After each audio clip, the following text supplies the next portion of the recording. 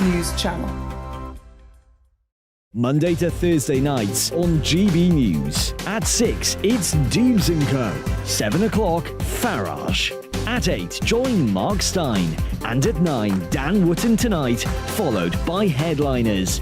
On TV, radio and online. This is GB News.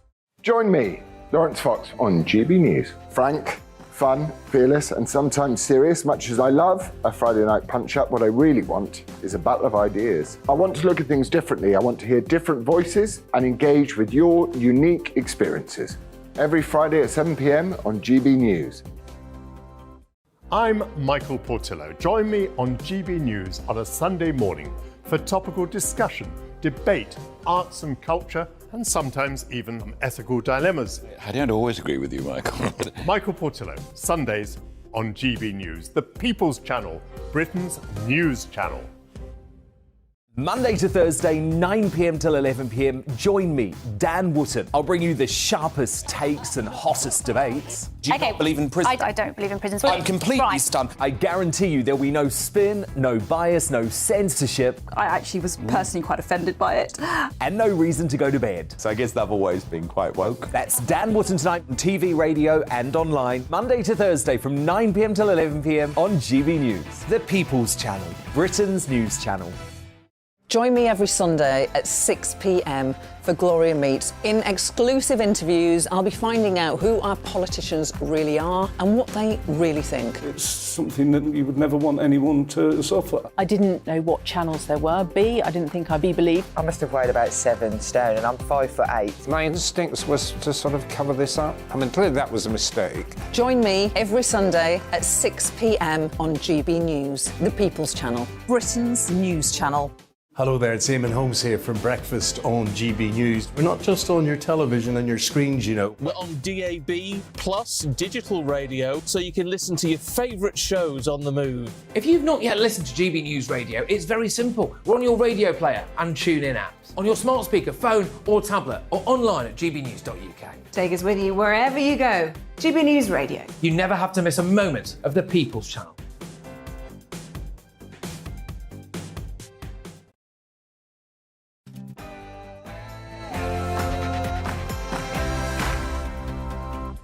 No spin, no bias, no censorship. I'm Dan Wootton. Tonight, with London's failed Mayor Sadiq Khan set to launch a deranged campaign to reverse Brexit tonight, it's clear the fight's still on to stop the Ramona establishment betraying the will of the British people.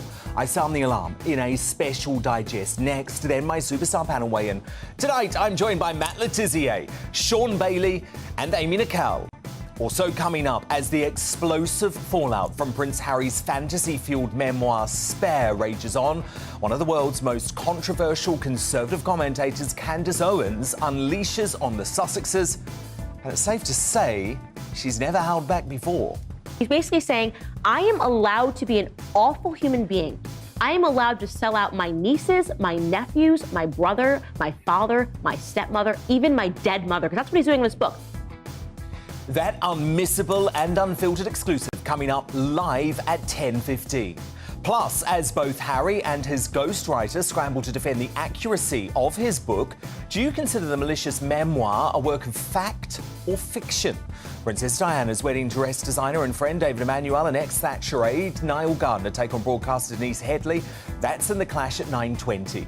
Then Phil Dampier and Lady Colin Campbell investigate whether the dim Duke's excuse for revealing his Taliban kill count was genuine or just crash damage limitation. And my whole goal and my attempt with sharing that detail is to reduce the number of suicides. Oh, I can't wait for Lady C's verdict on that at 9:35. A bombshell new poll has shown the only people still supporting Harry and Meghan are at all woke youngsters. But do they actually know why? Did you know that Meghan had a bullying investigation into her own treatment of palace staff? No. That's interesting.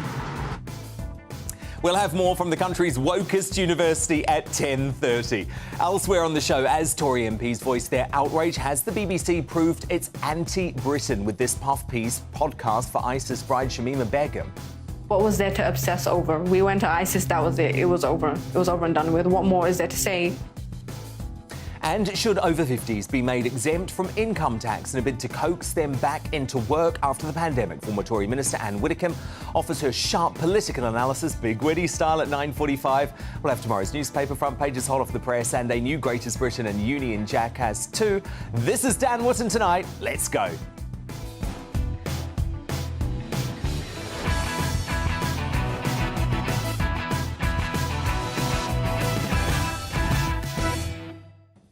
Very excited to have Candace Owens making her debut on the show tonight. That's coming up. But first, the news with Holly Middlehurst.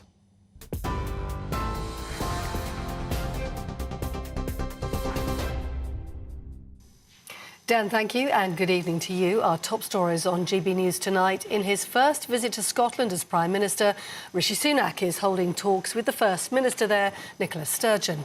The two leaders expected to touch on a range of issues, including the NHS and the cost of living. He's also seeking to discuss Miss Sturgeon's push for Scottish independence.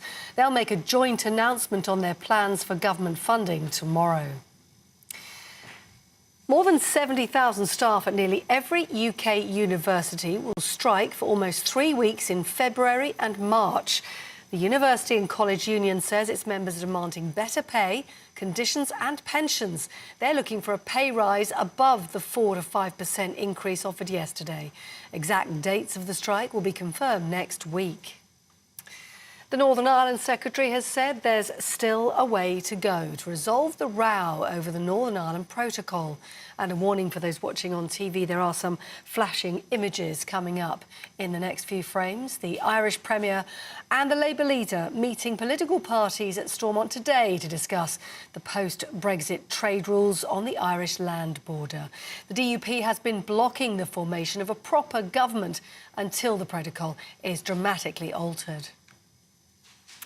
Now, travel disruption has continued for passengers in and around London today, with strikes on the newly opened Elizabeth line. Members from the Transport Salaried Staffs Association and their sister union Prospect have all walked off the job over pay and pensions. The two unions rejected a 4.4% increase for this year, and Transport for London has been warning of short-notice cancellations and changes. The Labour leader, Sir Keir Starmer, says the government needs to up its negotiations. I don't want to see this industrial action.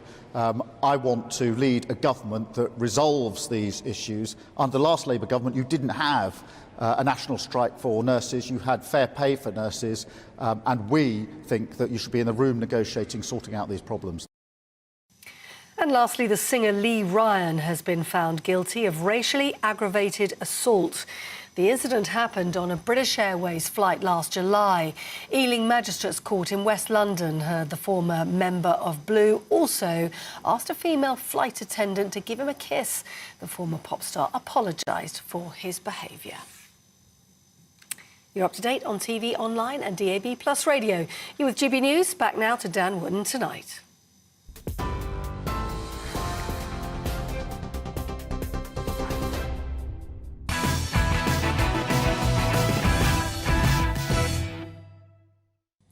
So you might remember, if you're a loyal viewer, that the first couple of weeks here at GB News were slightly torrid, to say the least, as many folk, this is going to be my projection on it anyway, just couldn't accept that there was a new kid on the block to challenge the orthodoxy of the European Union and lockdown-loving, British-bashing corporation and Sly News. And one of the more, I guess I'd say, interesting conversations that I had in those early days was with our former chairman. Very briefly, you might remember, he was the 8 p.m. presenter, the lead-in to me, Andrew Neil, about our coverage of Brexit. And just like most members of the Ramona establishment, Mr. Neil, who you might remember liked to smoke cigars late night with the likes of Tony Blair at London mansions, thought that it was an issue that was just done and dusted and that GB News simply shouldn't be talking about it. It was paranoia, he told me, to believe that there were anti-democratic forces out to overturn the result of the biggest democratic mandate in British history. Well, like most of his predictions, Mr. Neil got that one very wrong.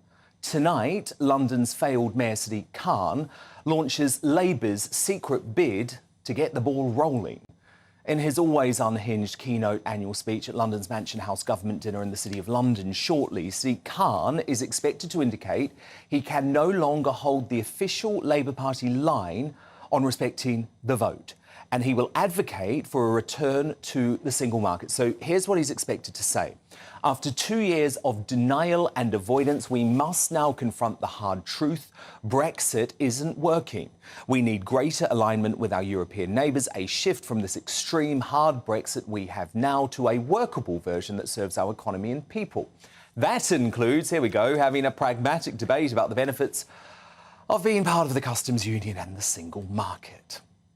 Now, of course, that's the line Mr. Khan has been developing over the last year. Should the Labour Party at a national level be agitating for rejoining the single market? I believe we should. Spot on. Worse, that's the biggest piece of self-inflicted harm ever done to a country, leaving the European Union. That's democracy, mate. Khan will also say London should be able to develop its own immigration policy so migrants can flood the capital. Now, publicly, Keir Starmer says the issue of Brexit is settled. But given he is the biggest Ramona in the Labour Party, it's hard not to think once in power, he will be swayed by the EU obsessives like Khan. And personally, I will never forget, and I will keep on reminding you just how much Starmer wanted to undermine democracy. Our options must include campaigning for a public vote, and nobody is ruling out Remain as an option. We've agreed that it must be subject to another referendum. Let's try it out now. So the Tories say, we're out. The Lib Dems say, we're staying. Labour says...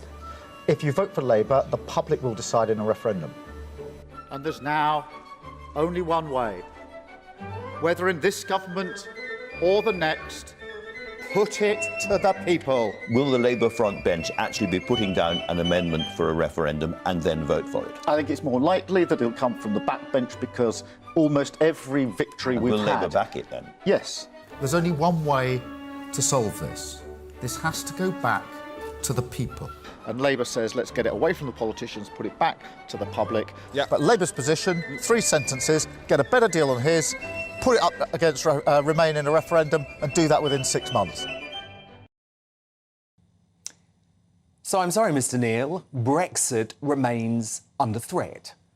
And I'm going to keep fighting for it against hysterical ideologues like Sadiq Khan.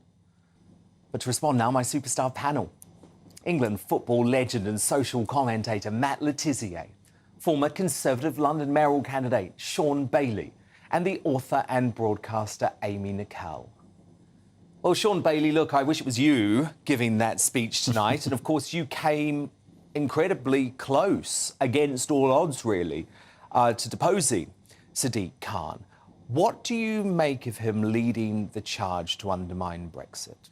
I think there's 3 things to say here. Firstly, Sadiq Khan's standing for another term. He's probably trying to lay the ground of what he'll campaign on because his record is abominable. So he wouldn't want to talk about that. He's probably done some polling and thought, well, this will go down great in London. I just want to survive. That's the first thing. The second thing is, a cynic would say he's testing the ground for Labour. Yeah. You know, if Keir Starmer could publicly say, oh, we won't do this, but Sadiq Khan can test the ground for him, he'll be of great use to the leader, and he'd surely love to do that. And let's be clear, if Sadiq Khan is serious about this, he will talk about the biggest act of self-harm that he was very in favour of, which is lockdowns.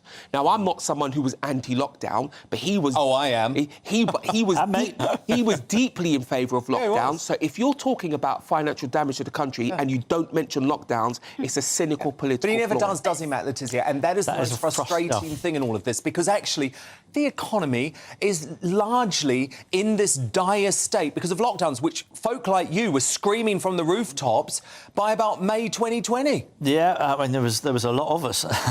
Unfortunately, we were shouted down. Well, we were granny killers. We were granny killers. Conspiracy yeah, absolutely, all that kind of stuff. And it is really frustrating to hear all of these politicians talking about the state that the country's in, and they never reference the fact that they were the ones that put us in this position in the first place. And it's so annoying.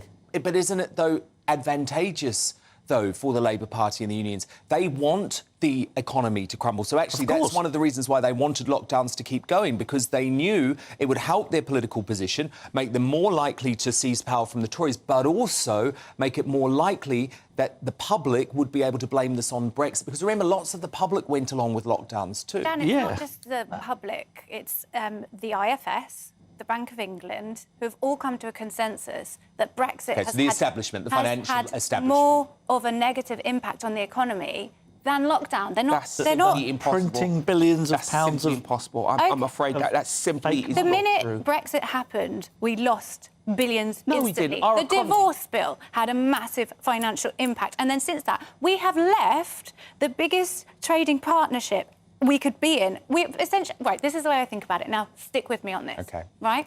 Oh goodness. What's England to is come? Gary Barlow. The EU is Take That. He left because he wanted to be on his own. He wanted to write his own songs, even though he actually wrote most of the songs in Take That. And he just wanted a solo career. However, the solo career has not worked, and he needs to rejoin Take That. Oh, rubbish. Gary Barlow's solo career was very good, thank you very much. Wasn't as good on his own, though, was Did it? they do a poll of their fans, though, to let him leave in the first place? Yeah, and probably the fans would have wanted that. Let's be People don't vote for what's good for them. This is about undermining democracy. Let's be clear. The divorce bill was nothing like what we paid for lockdown. Absolutely not even It was close. a massive And also, contributing Labour are brilliant at rewriting history. When they crashed the economy the last time they were in government, somehow that was everybody else's fault. It was a world shutdown. It wasn't their fault. And now they're rewriting about Brexit versus lockdowns. There's absolutely no way that Brexit cost the country anything like You're what lockdowns. talking It simply isn't total true. nonsense. Simply isn't true. Because it How much simply did we is spend true. on lockdown? It simply is true. How much did we spend So on you're lockdown? dismissing How the Bank of much? England, the Institute for Fiscal Studies. Because they win. If it's viewed this way. How much did we spend on lockdown? You tell me. We spent £300+ billion pounds on lockdown. And Sean, this is simply the same. With the growing costs as well, this is going to be 500 billion. And that's plus. before you look at the NHS queues, the people who are not going back to work, the mental health stress. So leaving the EU, right, it changed our economy. Definitely, it changed our economy. For the worse? It changed that's a matter of opinion. I don't agree. It changed our economy. But let's be clear.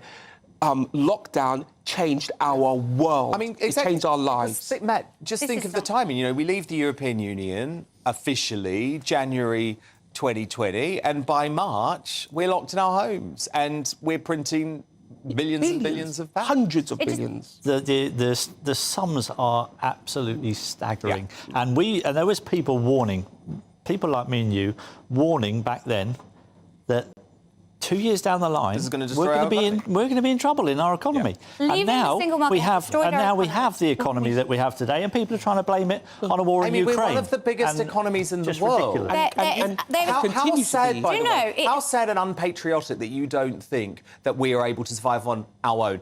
How does Australia go? Do you think it's terrible that they are an independent country? Do you think they have to be part of some other governing bloc and join up with Papua New Guinea and New Zealand? No, you don't, because you accept that Australia is a sovereign country. So why can you accept that the British public made a decision to be a sovereign country forever? I am absolutely... Forever. This wasn't a temporary vote. This was a forever decision. I'm delighted that you brought up patriotism, because you consider yourself a patriot, yet you are standing by the biggest act of self-harm that this country has ever had happen. And that is the least patriotic thing you could possibly Amy, I'll put it to you like this. Self-harm is a matter of opinion. Yeah, I'll put it to you like this. Keir Starmer wants to stand by it.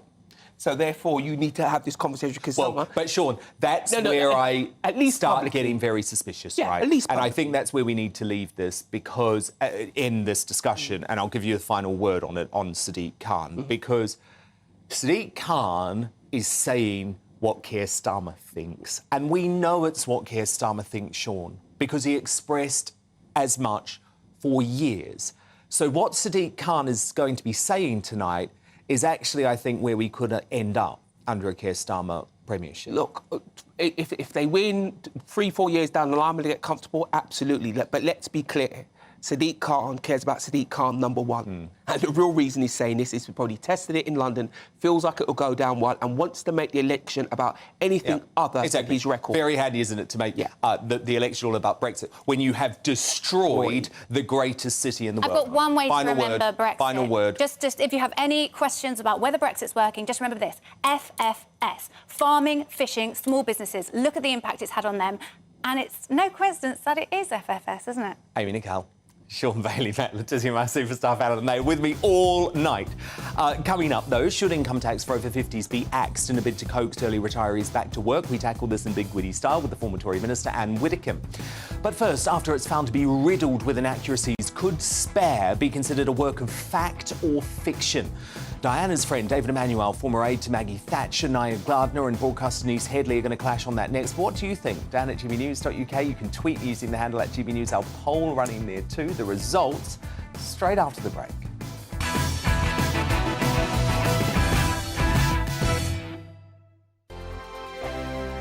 Monday to Thursday nights on GB News. At 6, it's Dubes & Co. 7 o'clock, Farage. At 8, join Mark Stein. And at 9, Dan Wootton Tonight, followed by Headliners. On TV, radio and online. This is GB News.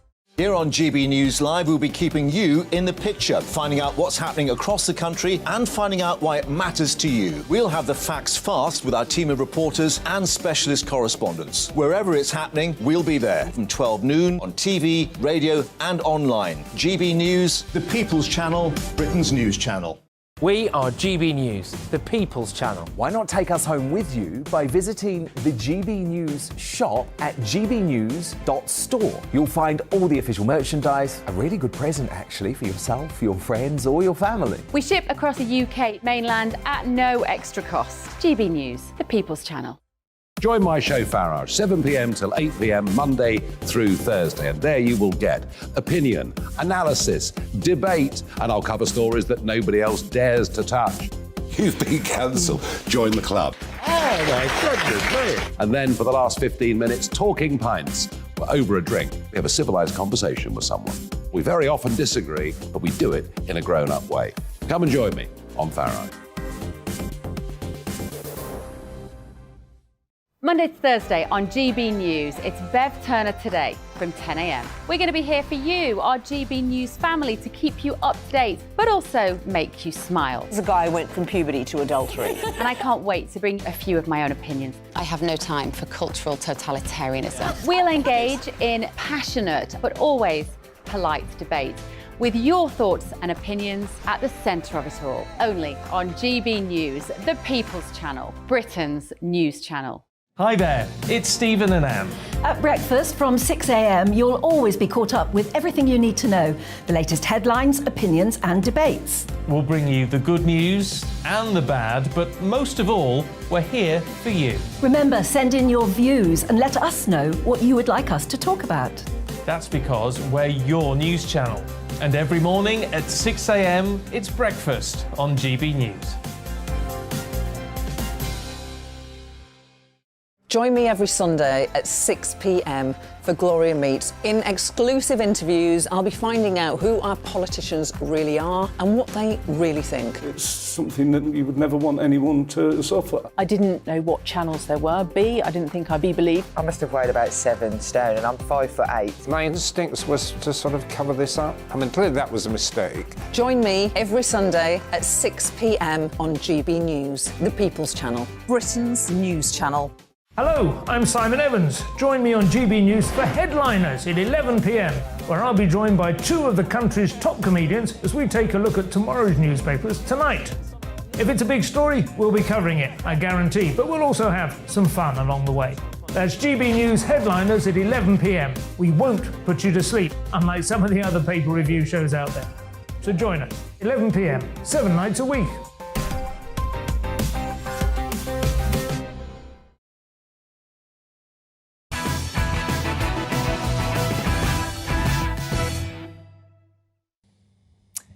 US superstar Conservative commentator Candace Owens is on the way, but it's time now for The Clash.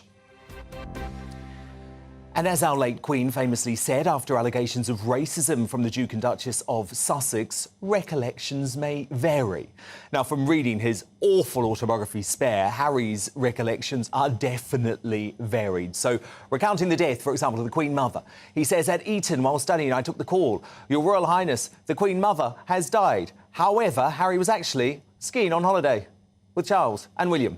He writes that in 2002, our family was no longer getting larger. His aunt and Uncle Sophie and Edward had stopped growing their families. However, Lady Louise was born in 2003 and Viscount Severn was born in 2007. Harry refers to Henry VI, who founded Eton School, as my great-great-great-great-grandfather. But Henry actually only had one son who died as a teenager without any children. Harry claims Camilla had suggested that he should become the Governor-General of Bermuda. Guess what? A simple Google search would tell you that Bermuda does not even have a Governor-General. He also tried to play the victim, saying when he talks about Charles giving him money to go shopping for formal wear, I'd go to TK Maxx, the discount store. I was particularly fond of their once-a-year sale. But a spokesman for TK Maxx has clarified, whilst we're delighted Prince Harry is a fan, we don't actually do sales. And what's more bizarre is that Harry and Meghan can't even get the facts right between the two of them. Watch this. Somewhere in here, there's a piece of, did you see it? The piece of blue fabric that's stitched inside. No. It was my something blue. It's fabric nice. from Well, my. I hope it's still in there. Yes, we'll I'm have sure to it look is. at that. It's fabric from the dress that I wore on our first date. She was wearing a black sweater, jeans, heels. I knew nothing about clothes, but I knew she was chic. So I think we can all agree that Spare, a book branded Harry's Truth, is full of discrepancies. So my question tonight, why is it being sold as a non-fiction book? And what do you think? Is Spare actually a work of fact or fiction? Down at gbnews.uk, vote in our Twitter poll at GBNews. But to help you make up your mind, I'm joined by the former aide to Margaret Thatcher, Niall Gardner, the man who made Diana's iconic wedding dress, and her friend David Emmanuel, and the broadcaster Denise Headley. Niall Gardner, I mean, this isn't just discrepancies, is it? I'm going to go out on a limb and say Harry's a big fat liar and this book is fiction. Dan, thanks very much for having me on the show today. And as you point out, I think that Prince Harry's memoir Spare really is just full of lies. It is really a work of fiction. This is not a book based upon fact. And in fact, it's doubtful even that Harry's read much of his own book, frankly, regarding all the lies that contained within it.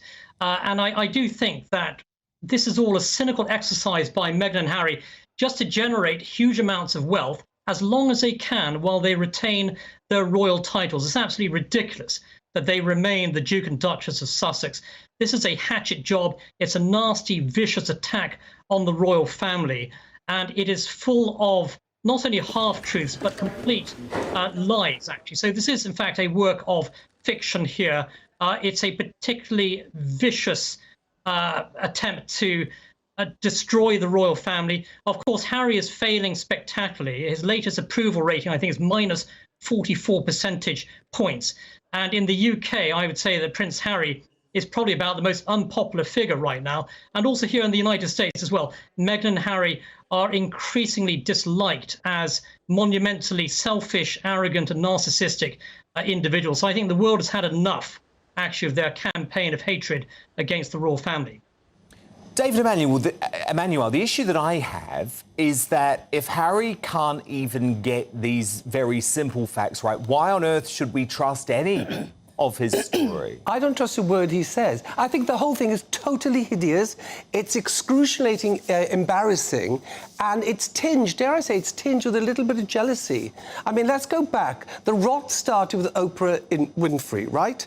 They had 3 shows, then he did another 3 shows.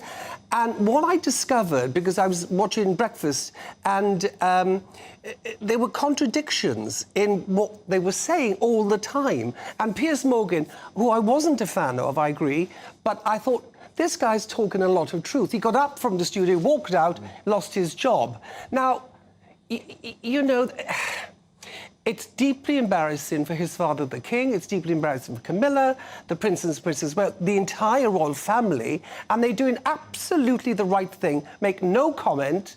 And hopefully it'll go away. It won't go away because he's on a book tour, isn't he? No, it won't. It's going to keep going. You were obviously a close ally and friend of Diana. Yes. He invokes the memory of Diana a lot. You know, he was even telling an ABC interview earlier this week that Diana would be really upset about the way William's acting. What do you think? No, I think she'd be... Look, he's linking himself to his mother because she was a style icon. She was a star, a global star. He's not silly. And he's been tutored to answer certain things. And you notice one thing, he's very fluent when he's by himself. Well, when he's with that American woman, his wife, then he clams up. She takes over. So I think behind all this, she's driving all this. And they're scrapping around for tidbits. Who cares?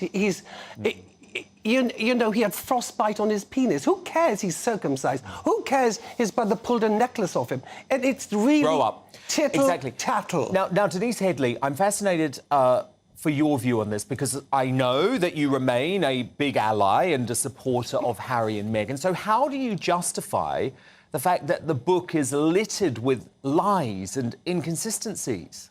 Thank you for having me on. I think the notion that a ghostwriter diminishes the value of a book means essentially that anyone who has support in their art or their creative process somehow renders it a fiction. Based on that, we wouldn't have the works of Moses or many of the prophets who But Harry could have corrected the ghostwriter. Just a second. We wouldn't have the words of prophets who effectively are ghostwriters for God. So the point that you're saying to me that a ghostwriter diminishes their contribution, I think is a... But that's not the point I'm making. Sorry, Denise. No. Let me just interrupt briefly and then I'll let you continue. But that isn't the point I'm making at all. The ghostwriter is there because Harry, with all the will in the world, is not a particularly articulate or intelligent bloke. So fine, he needed a ghostwriter. But what Harry can do is make sure he gets his facts straight. He's read every word, we know that, because he's narrated the entire audiobook, but he's not correcting these mistakes. I think when you're writing your work, especially if you have support in writing a piece of work, it doesn't make the work a fiction. The importance of the book is the conversations it's creating, and the fact is that Harry and Meghan, his wife, are at the forefront of some of the world's most important conversations, and that is a real difficulty for many people to grasp. So if your argument essentially is, well, because he had some support, therefore the work is fiction, I disagree with you fundamentally. So it doesn't matter if there are mistakes in the book? I think in terms of the type of mistakes, we need to consider what the context is. I can confess, I've only read the first half of the book. Oh, it doesn't get better, Denise. I haven't, because I'm getting on the audio. Doesn't get better, believe me. But what I'm saying is that you can't simply just suggest, because there are recollections of memory, that those recollections are somehow renders everything inaccurate. The book has a massive impact politically. It has a massive impact in terms of the conversations. But how do you feel about the fact that they are no longer saying that the royal family is racist? I've rode back on that now. I think the question around racism in the royal family is particularly well articulated, and I don't need to re-rehearse that particular exercise. But if they are making assertions based on their lived experience, I mean, they are. It is Harry's words. But David, facts still matter, don't they? It's historic. Pardon? Facts still matter. Of course they do. And look, they've got to spew out their guts, as it were, haven't they, in this book, because they need tidbits, they need punchy headlines. And let's not forget, I mean... Well, I think actually what's happened is they have created a complete fantasy world. And they have started to believe their own spider web of lies. And it's only folk like you and me who are able to say, hang on a moment, you said she was wearing this to the date, and the other one says this. I mean, it's just lies. It's just I wish Tom Badbury asked the question, why are you doing this? Well, he's his best mate, though, isn't he? Final word to you, Niall Gardner. I mean, no one's holding Harry to account because the only people who get a chance to interview Harry are his close personal friends. It's not journalism, is it? Yeah, I fully agree that we are dealing here with two incredibly delusional individuals, Harry and Meghan here. They live in their own parallel universe, and it's a world full of frankly delusional lies. And they probably believe their own lies, actually. And we are dealing with two people who are on a vendetta against the royal family, while at the same time trying to rake in all the money they possibly can, exploiting the royal connections. It's absolutely appalling. It is ghastly, it's hideous, and it's an absolute disgrace. And he still doesn't... I don't think he feels he's happy. He keeps on saying he's happy. I know. I don't think he's happy at all. I think he wants more and more money. Almost certainly not. But look, thank you so much, former aide to Margaret Thatcher, Niall Gardner, Diana's friend, and her wedding dress designer too, David Emmanuel, and the broadcaster Denise Headley. So who do you agree with there? Do you consider Spare a work of fact or fiction? From Elliot, my impression is that it may qualify as historical fiction based on real-life events, but not strictly accurate. I think that is a fair point, actually. From Mick, this is a fantasy novel, but instead of dragons and werewolves, we have a whining prince who has betrayed his family in pursuit of fame and fortune. And from Bruce on the email, now the book is out, I can't wait for the Disney film. Hopefully Rowan Atkinson will star as Harry in the appropriately titled The Has-Been. Oh, brilliant. You're all so good. Your verdict now in, though. Wow. Just 9% of you consider that Spare actually is a work of fact. 91% of you say it's all fiction. Now, coming up, should over 50s be made exempt from income tax? Former Tory Minister Anne Widdecombe gives her verdict on the government's bold plan to get early retirees back to work. She's live shortly. But before that, one of the world's most fabulous and controversial Conservative commentators, Candace Owens, who's going to unleash on Harry and Meghan, who she says are rotten to the core. That unmissable and unfiltered exclusive with Candace Owens straight after the break.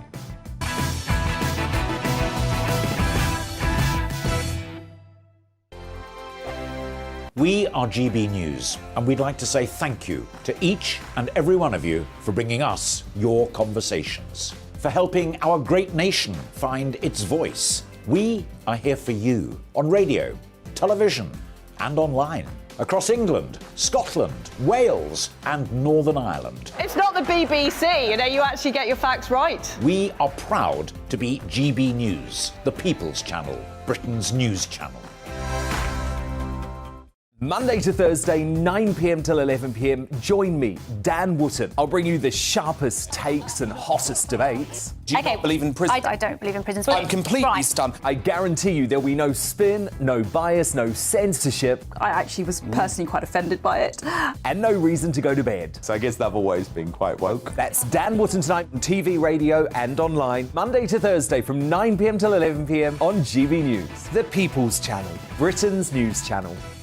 My name's Tom Harwood, and join me 9:30 a.m. every weekday for The Briefing, your one-stop shop for everything you need to know about what's going on in politics today. I wonder if this is a deal that might need to be like the biscuits in this factory, twice baked. Is there not an opportunity here to win out against the extremes? Tom Harwood, GB News. What are you going to do about it? Things should have been done differently, and they certainly are being done differently. Don't miss it. The Briefing with me, Tom Harwood, 9:30 Monday to Friday on GB News. Every morning from 6 o'clock, we'll wake you up with GB News Breakfast with all the stories you didn't know from the night before. So whether it's serious news, entertainment, or your own views from all over our great nation, we're here to kick off your day with a smile. And the national media should be reflecting and reporting what's happening here. You will notice the northwestern accents. Whether you're with us on TV, radio, or online, every morning, it's breakfast from 6 a.m. Hope you can join us.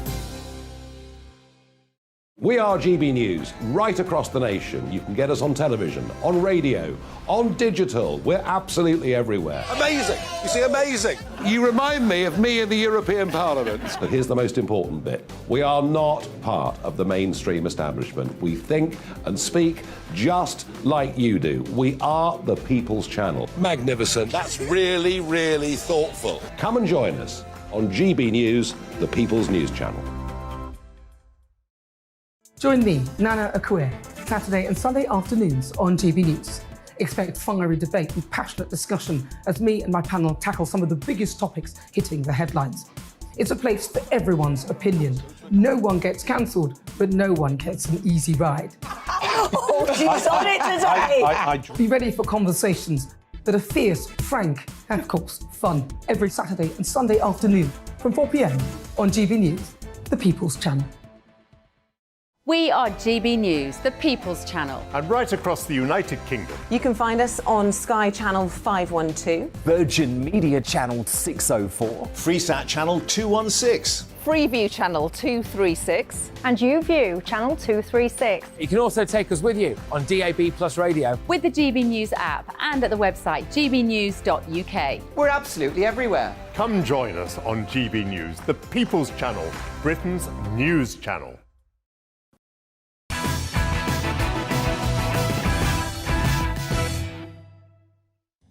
Time now for US superstar commentator Candace Owens, whose no-nonsense analysis of Prince Harry's revolting new book has been making waves all across the globe. The best-selling author, talk show host and activist has been a leading figure on the American right now, of course, for many years, with her sharp and clinical take on politics and the culture wars, earning her more than 3 million followers on Twitter alone. A one-time Donald Trump ally during his White House tenure, Candace has since distanced herself from the former president and even teased her own run at the top job in 2024. But for now, she has the Duke and Duchess of Delusion in her sights, recently slamming Meghan as terrifyingly psychopathic and manipulative, while accusing Harry of gaslighting the public over the royal racism story. And I'm delighted to say Candace Owens joins us now from the US. Candace, I thought your analysis of this book was spot on. You've called Harry despicable for trying to trash the royal family's reputation and dragging them below even what the Kardashians would get up to. So from an American perspective, do you think he has succeeded in damaging the monarchy, or is the biggest damage actually to the brand of himself and Meghan?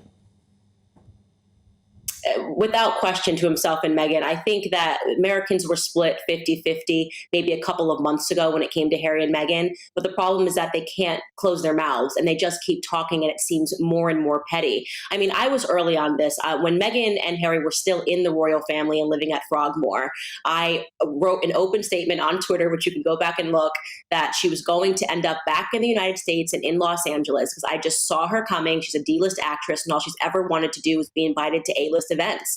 And she's been a social climber from the beginning. She married somebody the first time to socially climb. And for her, Harry was just an entry ticket into all of those circles. Unfortunately, she found someone. She's not very intelligent. She's not very talented.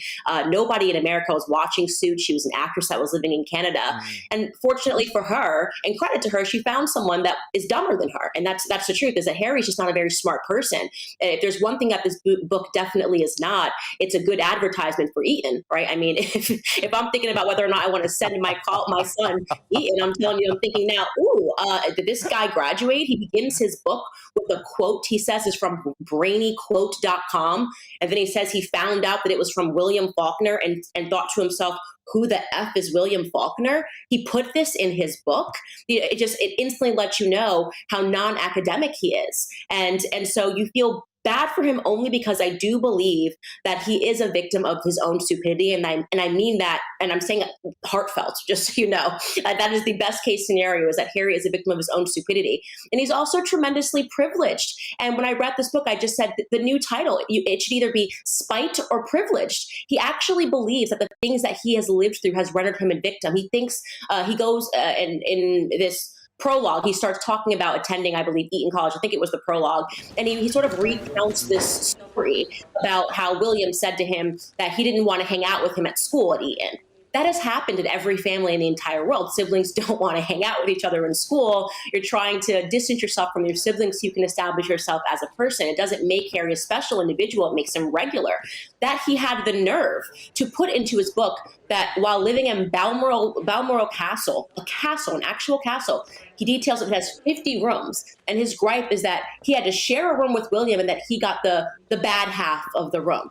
In a castle with 50 rooms. Is this supposed to be relatable? It's not very relatable. Every person under the sun, as a younger sibling, forget being the heir or the spare, understands that the older sibling is afforded certain privileges, like the bigger room. That happens in households all across the world. But Harry actually believes that this is some slight against his childhood.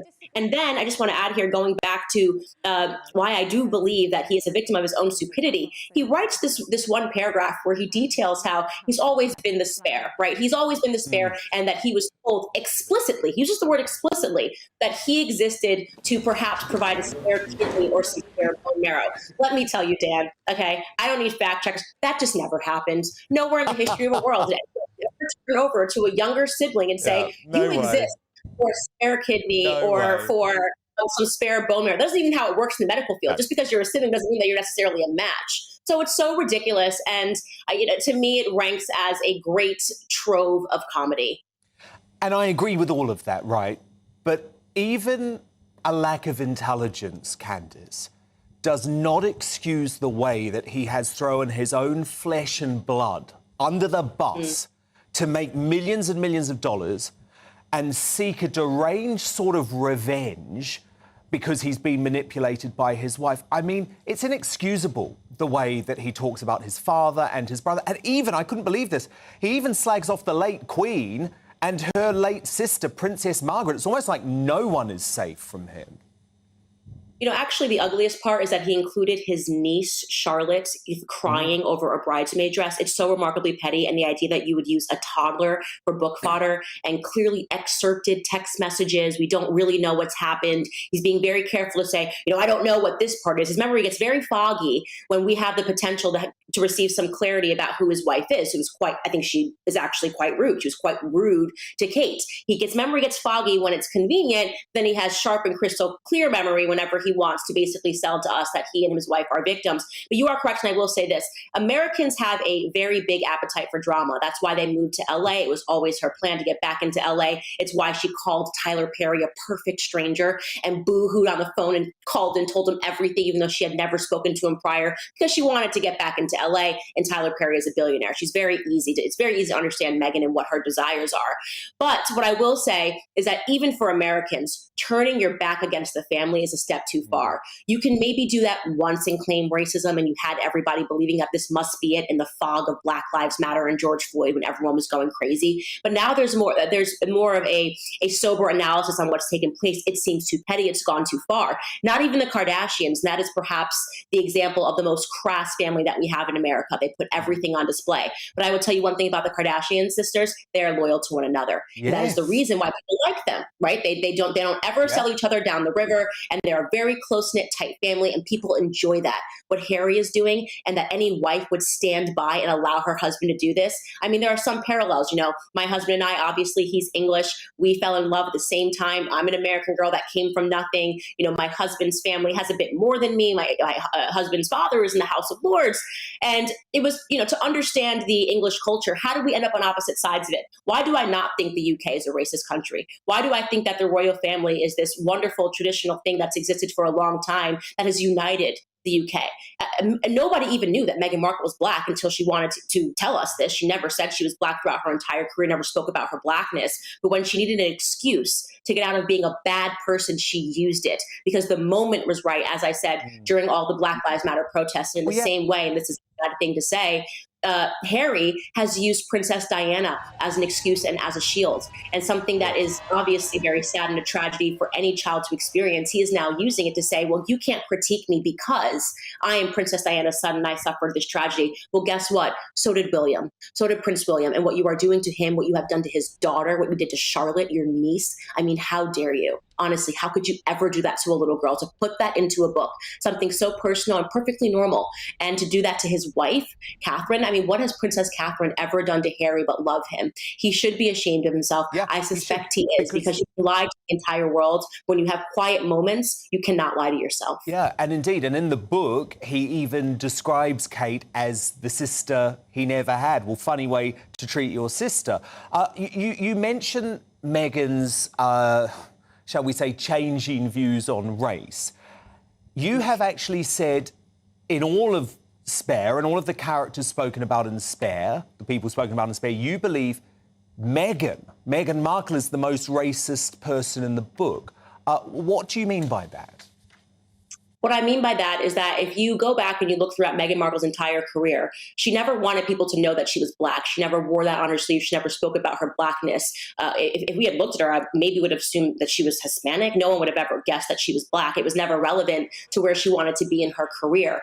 And the first time that you find that Meghan mentions her Blackness is when she wants to get out of the royal family. Even at the wedding, the only Black people she had were billionaires that she wanted to be on their shows. She had Oprah and she had Gayle King and she had her mother, who is partially Black. Black, but Meghan Markle didn't have any of her Black family members at her wedding. This is a woman that was escaping her Blackness throughout her entire life until she realized that it could be used to her advantage. And I find that to be despicably racist. When you say the only value that being Black has to me is when I can use it to get ahead and to climb the social ladder, and that's when I'm going to mention it, and I'm going to use it as a shield so you can't say anything because I'm Black, and how dare you speak about a Black person in a negative way, because she realizes that I don't have to face any critiques. I'll just call it racism, and then everyone will have to excuse my behavior. I find that to be despicable. It's a very bad view of Black Americans to have, and I want to be clear that it's not the way that most of us think.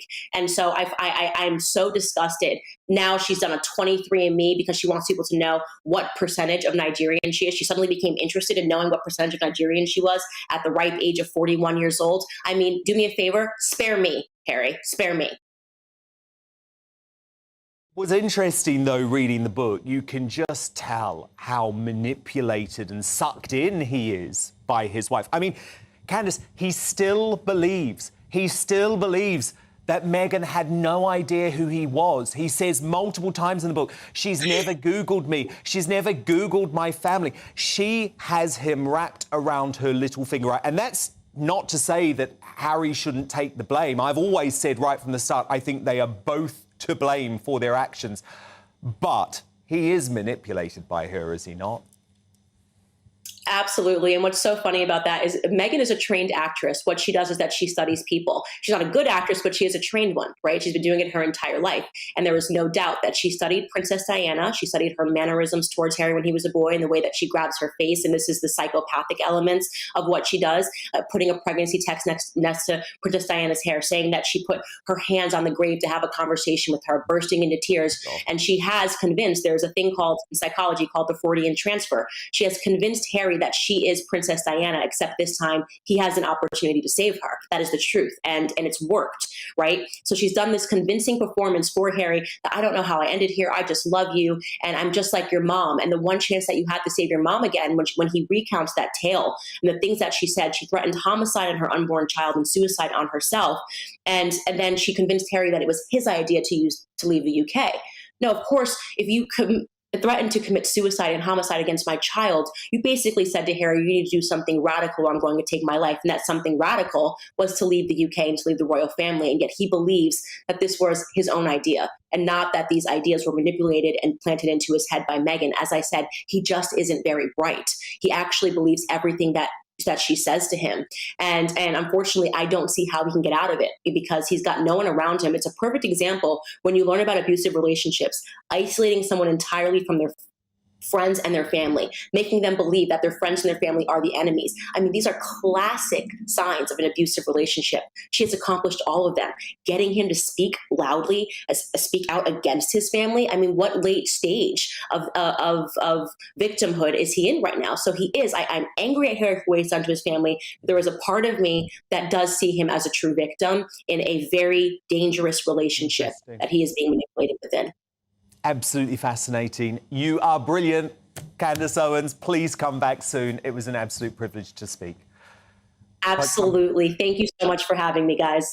Thank you, Candace. They speak soon. But coming up, amid fears of Sussex leaks, does the King have to bite the bullet and tell them to stay away from his coronation? My superstar panel return to tackle that one in the Media Buzz after 10.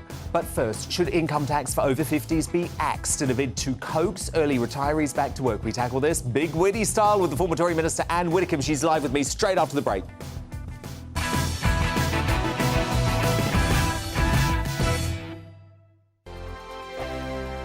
Monday to Thursday nights on GB News. At 6, it's Dubes & Co. 7 o'clock, Farage. At 8, join Mark Stein. And at 9, Dan Wootton Tonight, followed by Headliners. On TV, radio and online. This is GB News. Here on GB News Live, we'll be keeping you in the picture, finding out what's happening across the country and finding out why it matters to you. We'll have the facts fast with our team of reporters and specialist correspondents. Wherever it's happening, we'll be there from 12 noon on TV, radio and online. GB News, the People's Channel, Britain's news channel. Hello, I'm Michelle Dewberry, and you can join me every weekday 6 till 7 on Jubes and Kerr. Me and my panel will get stuck right into the day's events, and I can tell you, in fact, I can warn you, expect some robust debates, some strong opinions and perspectives from both sides of the fence. It's about you at home as well. I love to read out all of your comments, or at least as many as I can. So join me, Michelle Dewberry, Monday to Friday, 6 till 7 on Jubes and Kerr.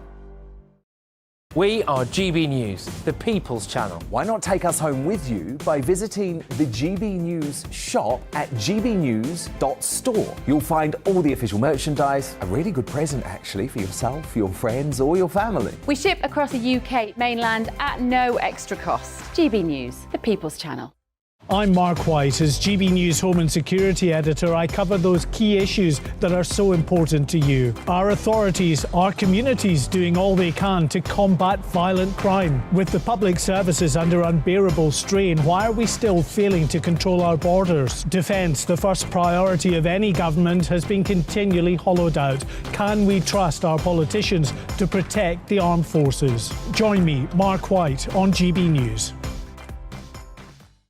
We are GB News, right across the nation. You can get us on television, on radio, on digital. We're absolutely everywhere. Amazing! You see, amazing! You remind me of me in the European Parliament. But here's the most important bit. We are not part of the mainstream establishment. We think and speak just like you do. We are the People's Channel. Magnificent. That's really, really thoughtful. Come and join us on GB News, the People's News Channel.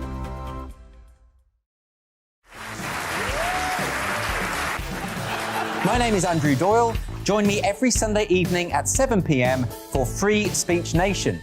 This is a show where we address current affairs and news stories of the week with the help of two wonderful comedian panellists. I brought in comics because I want to give it a lighter edge, and also they work for less.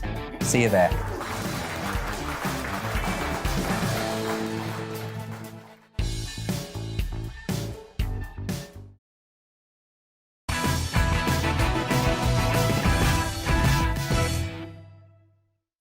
Time for Big Witty Style now with former Conservative Minister Anne Widdecombe.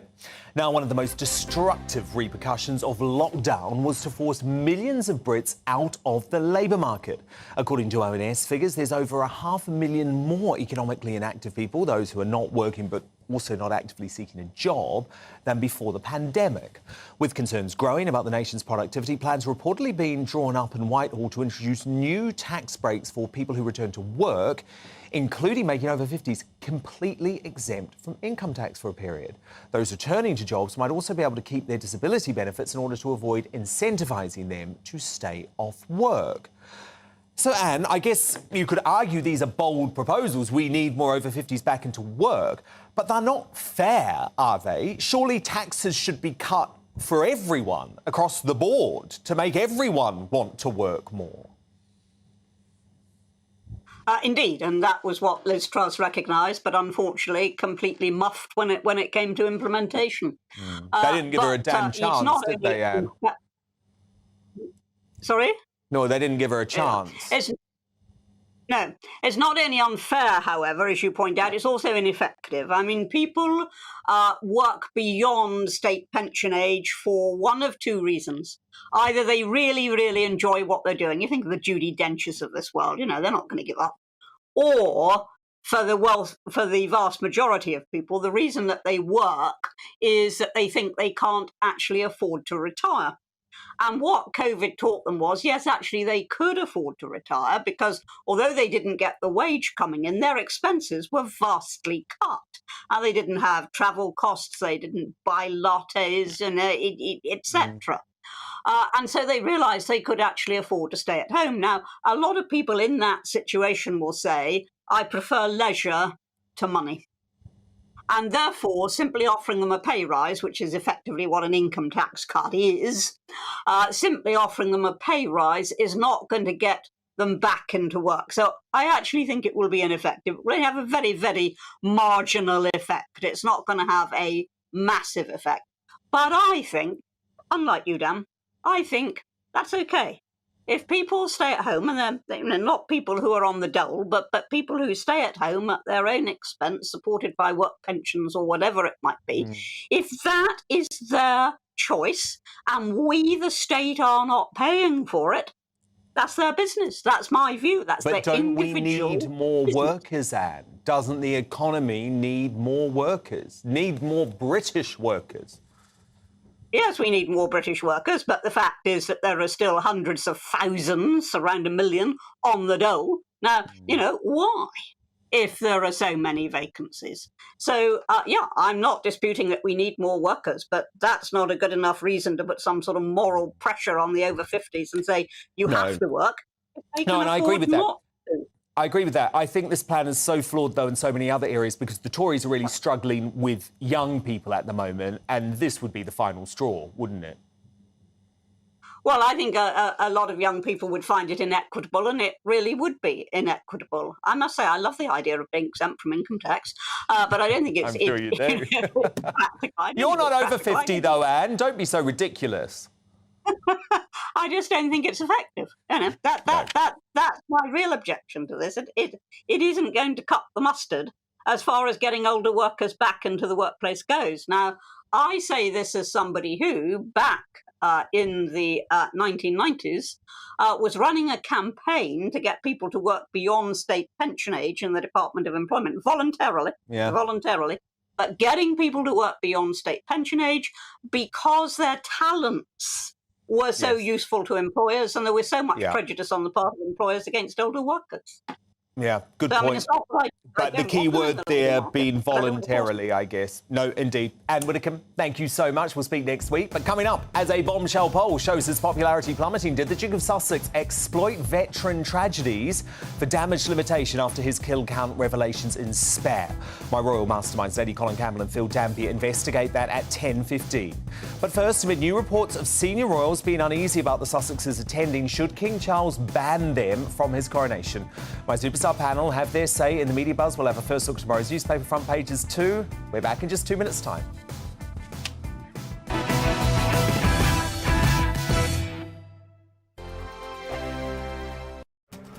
This year on GB News, we've got brand new members in the family. Join us. Across the entire United Kingdom, we cover the issues that matter to you. GB News will always stay honest, balanced and fair. We want to hear whatever is on your mind. And we don't talk down to you. The establishment had their chance. Now we're here to represent you. Britain's watching. Come join us on GB News, the People's Channel. Britain's news channel.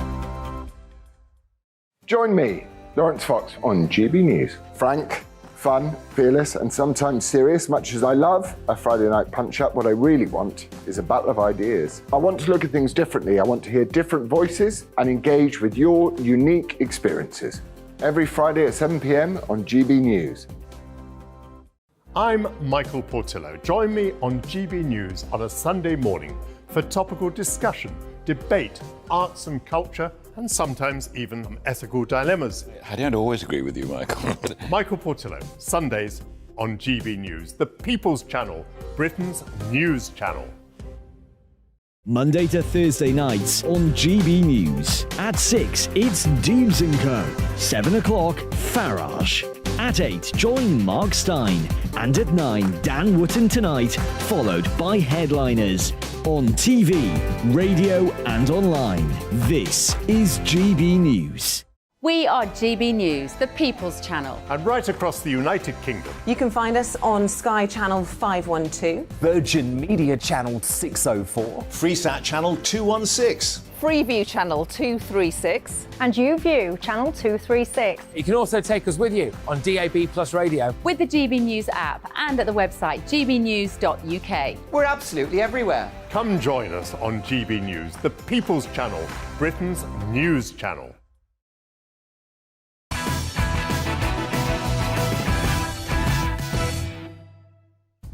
It's 10 p.m. I'm Dan Wootton. Tonight, as Prince Harry's popularity with Brits plunged to an all-time low following the release of his dangerous and dubious memoir, the Duke of Woke is in full-blown damage limitation mode, especially when it comes to his Taliban kill count claim. And my whole goal and my attempt with sharing that detail is to reduce the number of suicides. So, is Harry guilty of exploiting veterans' tragedies to save his own skin? My royal masterminds, Lady Colin Campbell and Phil Dampier, are investigating that claim. They're live with me at 10:15. Then, as senior royals reportedly express concern over Harry and Meghan's loose lips, should King Charles follow their advice and tell the Sussexes to stay away from the coronation? I'll debate that next with my superstar panel. Tonight, I'm joined by Matt Letizia, Sean Bailey and Amy Nicole. Plus, as Culture Secretary Michelle Donlan says this about Jeremy Clarkson's controversial Meghan column. Jeremy Clarkson make a mistake? Yes, he did, but it certainly shouldn't be outlawed or censored. So have the Sussexes and their deranged supporters failed in their attempts to shut down free speech? Our man of the people and former Corrie actor Charlie Lawson is uncancelled on that and the rest of the woke week at 10:40. And Gen Z are still supporting Harry and Meghan, but do they know why? Did you know that Meghan had a bullying investigation into her own treatment of palace staff? No. That's interesting. Don't miss our special report at 10:30. Plus, my panel debate whether the BBC are anti-British for making a podcast with Shamima Begum. What was there to obsess over? We went to ISIS, that was it. It was over. It was over and done with. What more is there to say? That's all coming up in the Media Buzz. Plus, 1 year after introducing gender-neutral categories, the Brit Awards have been rounded on by the woke for only nominating men like Harry Styles for this year's top prize. Just as I predicted, by the way. We'll have more on that shortly. Plus, stay tuned for tomorrow's newspaper front pages and the reveal of the final Greatest Britain and Union Jackass of the week. But before all of that, the news headlines at 10 with Polly Middlehurst.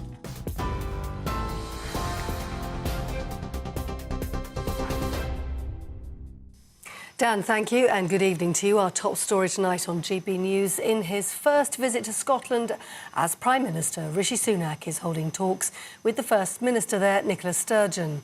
The two leaders are expected to touch on a range of issues, including the NHS and the cost of living. He's also seeking to discuss Miss Sturgeon's push for Scottish independence. They're going to make a joint announcement on their plans for government funding tomorrow. And tonight we've learned more than 70,000 staff at nearly every UK university will strike for almost 3 weeks in February and March. The University and College Union says its members are demanding better pay, conditions and pensions. They're looking for a pay rise above the 4 to 5% increase offered yesterday. Exact dates of the strike will be confirmed next week. Now, the Northern Ireland Secretary says there's still a way to go to resolve the row over the Northern Ireland Protocol. And a warning for those watching on TV, the following does contain some flash photography. The Irish Premier and the Labour leader met political parties earlier on today at Stormont to discuss the post-Brexit trade rules on the Irish land border. The DUP has been blocking the formation of a proper government there until the protocol is dramatically altered. And travel disruption has continued today for passengers in and around London, with strikes on the newly opened Elizabeth line. Members from the Transport Salaried Staffs Association and their sister union Prospect have all walked off the job, again over pay and pensions.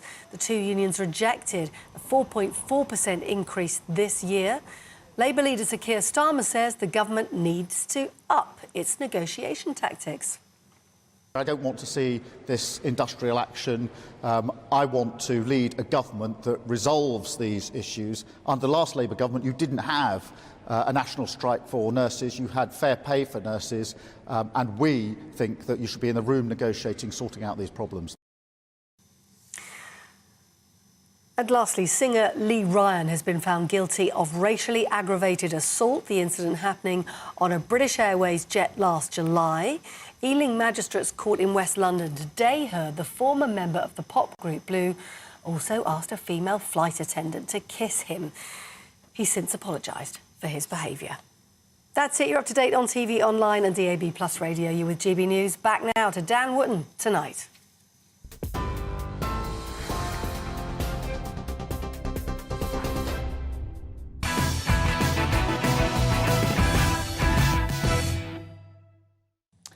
Tomorrow's news tonight now in our Media Buzz.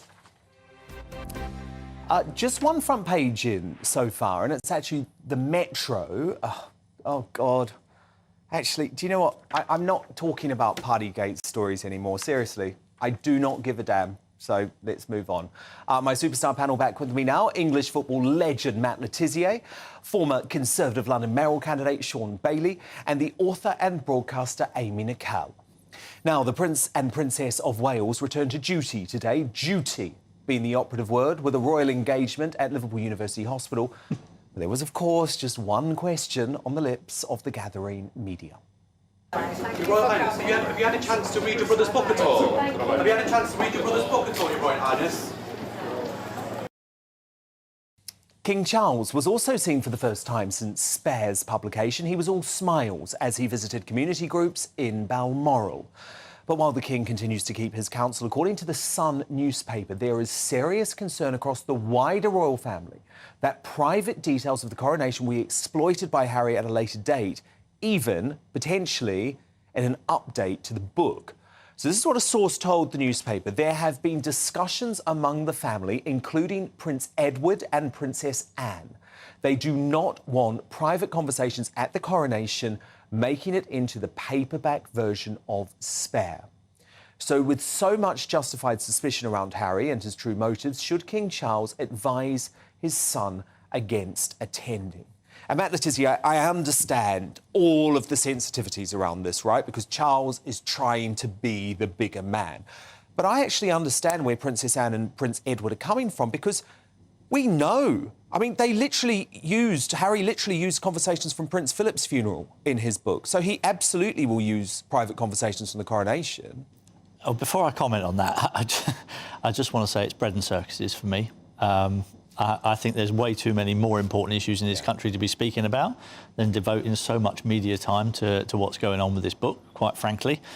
So with that out the way... Good. Heard you loud and clear. We led the show tonight on a different story, didn't we? But with that out the way, I think, for me, he said he wants to actually, reconciliate with his father and his brother.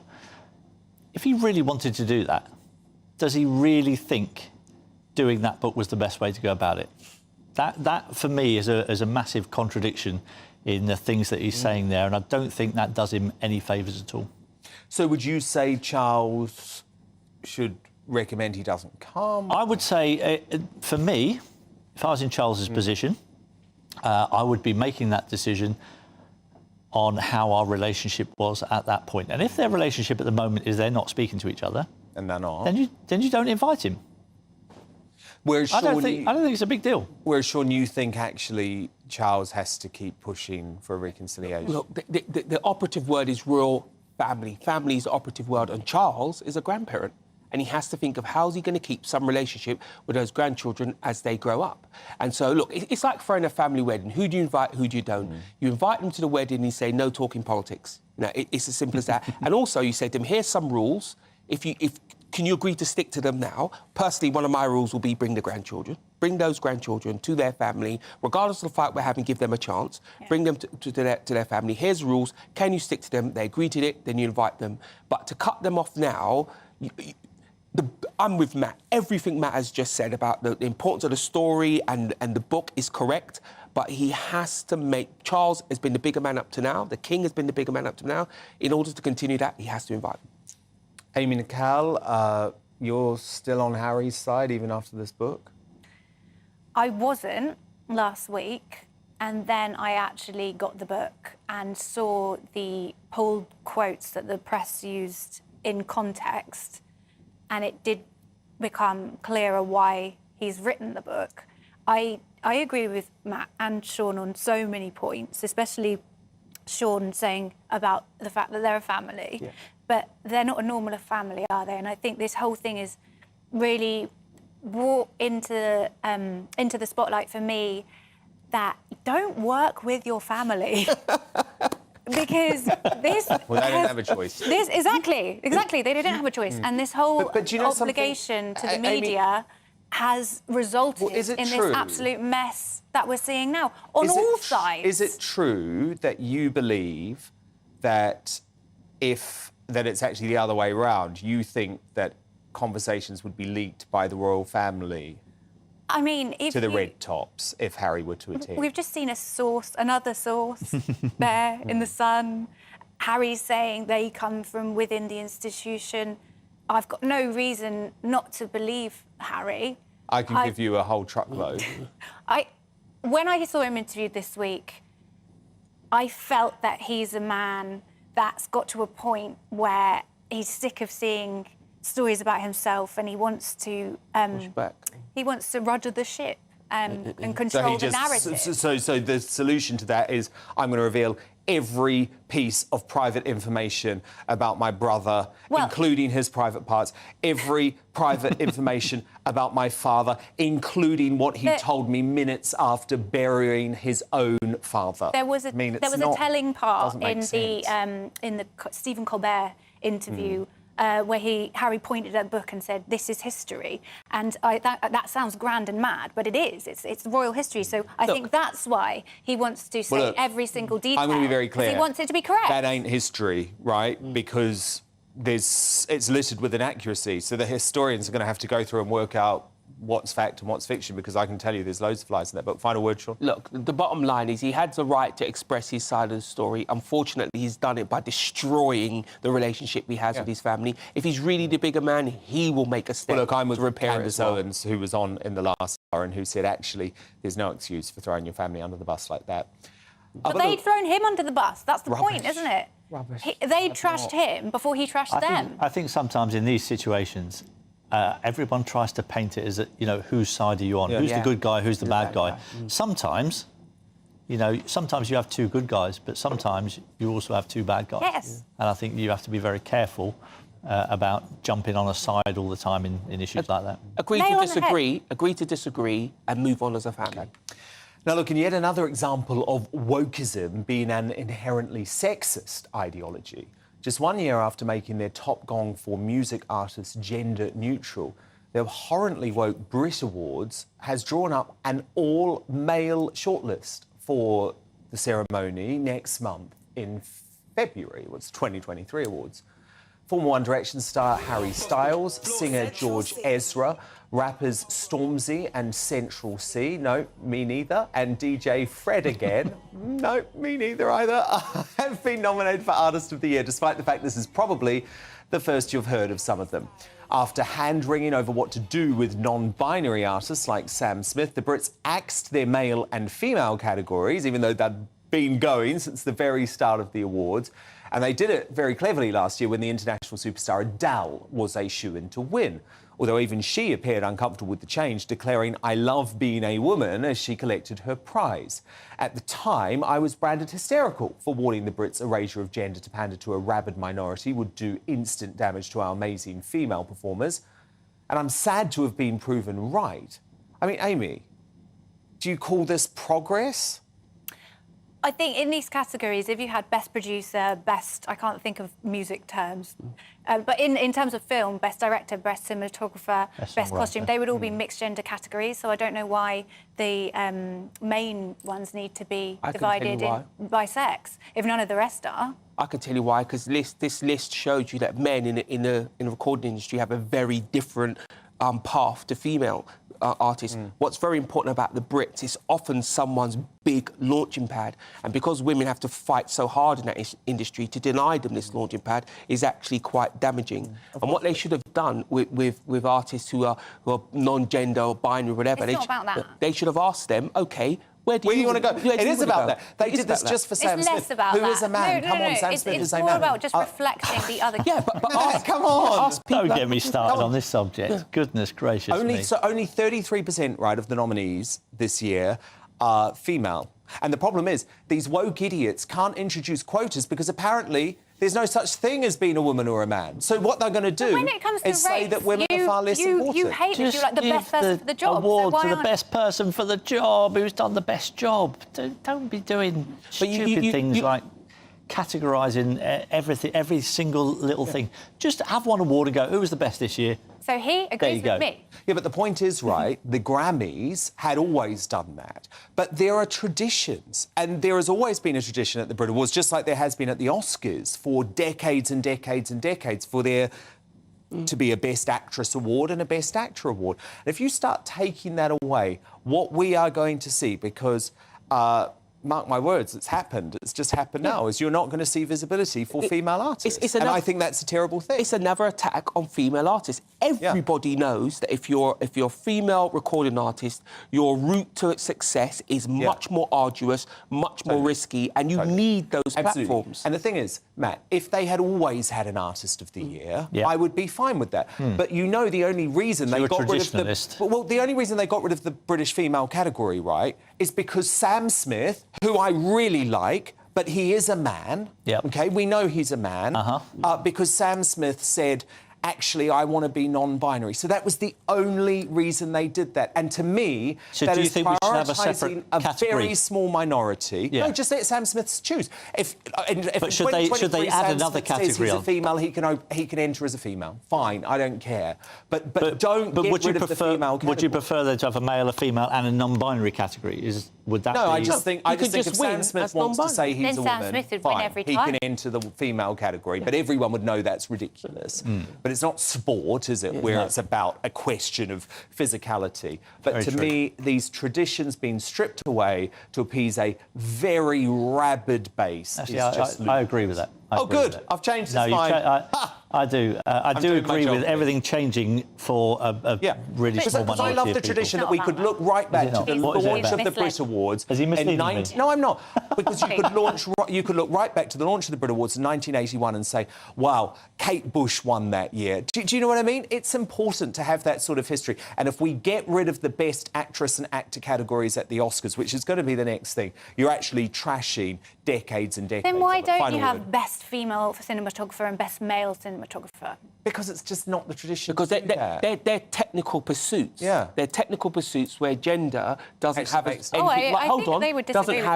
the same big effect. Let's be clear. Most Hollywood films are written about a man and are put around a man. So if you're a female artist, you have a very steep hill to climb. No, indeed. I think you have a steeper hill to climb in all the categories, and female directors would have a... But look, my point is, this is the woke mob eating themselves. Because what are they going to do? What are they going to do when next year there's no female artists in the Artist of the Year category, and the year after and the year after? They'll want to introduce quotas. And how can you introduce quotas when you don't even believe that women exist? And that's where we are in 2023. But Amy Nicole, Sean Bailey, Matt Letizia, do stand by, because coming up, as Tory MPs lash out at the BBC for giving ISIS bride Shamima Begum a platform to rehabilitate her image, is our national broadcaster now anti-British? Our superstar panel will be back to share their thoughts in the second half of the Media Buzz at 10:30.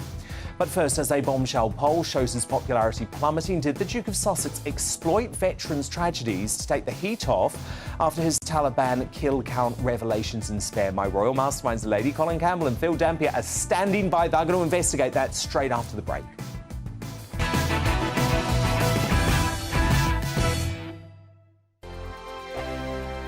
Monday to Thursday nights on GB News. At 6, it's Dubes & Co. 7 o'clock, Farage. At 8, join Mark Stein. And at 9, Dan Wootton Tonight, followed by headliners. On TV, radio and online. This is GB News. Here on GB News Live, we'll be keeping you in the picture, finding out what's happening across the country and finding out why it matters to you. We'll have the facts fast with our team of reporters and specialist correspondents. Wherever it's happening, we'll be there from 12 noon on TV, radio and online. GB News, the People's Channel, Britain's news channel. We are GB News, the People's Channel. Why not take us home with you by visiting the GB News shop at gbnews.store. You'll find all the official merchandise, a really good present actually for yourself, your friends or your family. We ship across the UK mainland at no extra cost. GB News, the People's Channel. Join my show Farage, 7 p.m. till 8 p.m. Monday through Thursday, and there you will get opinion, analysis, debate, and I'll cover stories that nobody else dares to touch. You've been cancelled. Join the club. Oh my goodness me. And then for the last 15 minutes, talking pints. We're over a drink. We have a civilised conversation with someone. We very often disagree, but we do it in a grown-up way. Come and join me on Farage. Monday to Thursday on GB News, it's Bev Turner Today from 10 a.m. We're going to be here for you, our GB News family, to keep you up to date, but also make you smile. The guy went from puberty to adultery. And I can't wait to bring a few of my own opinions. I have no time for cultural totalitarianism. We'll engage in passionate, but always polite debate, with your thoughts and opinions at the centre of it all. Only on GB News, the People's Channel, Britain's news channel. Hi there, it's Stephen and Anne. At breakfast from 6 a.m, you'll always be caught up with everything you need to know, the latest headlines, opinions and debates. We'll bring you the good news and the bad, but most of all, we're here for you. Remember, send in your views and let us know what you would like us to talk about. That's because we're your news channel. And every morning at 6 a.m, it's breakfast on GB News.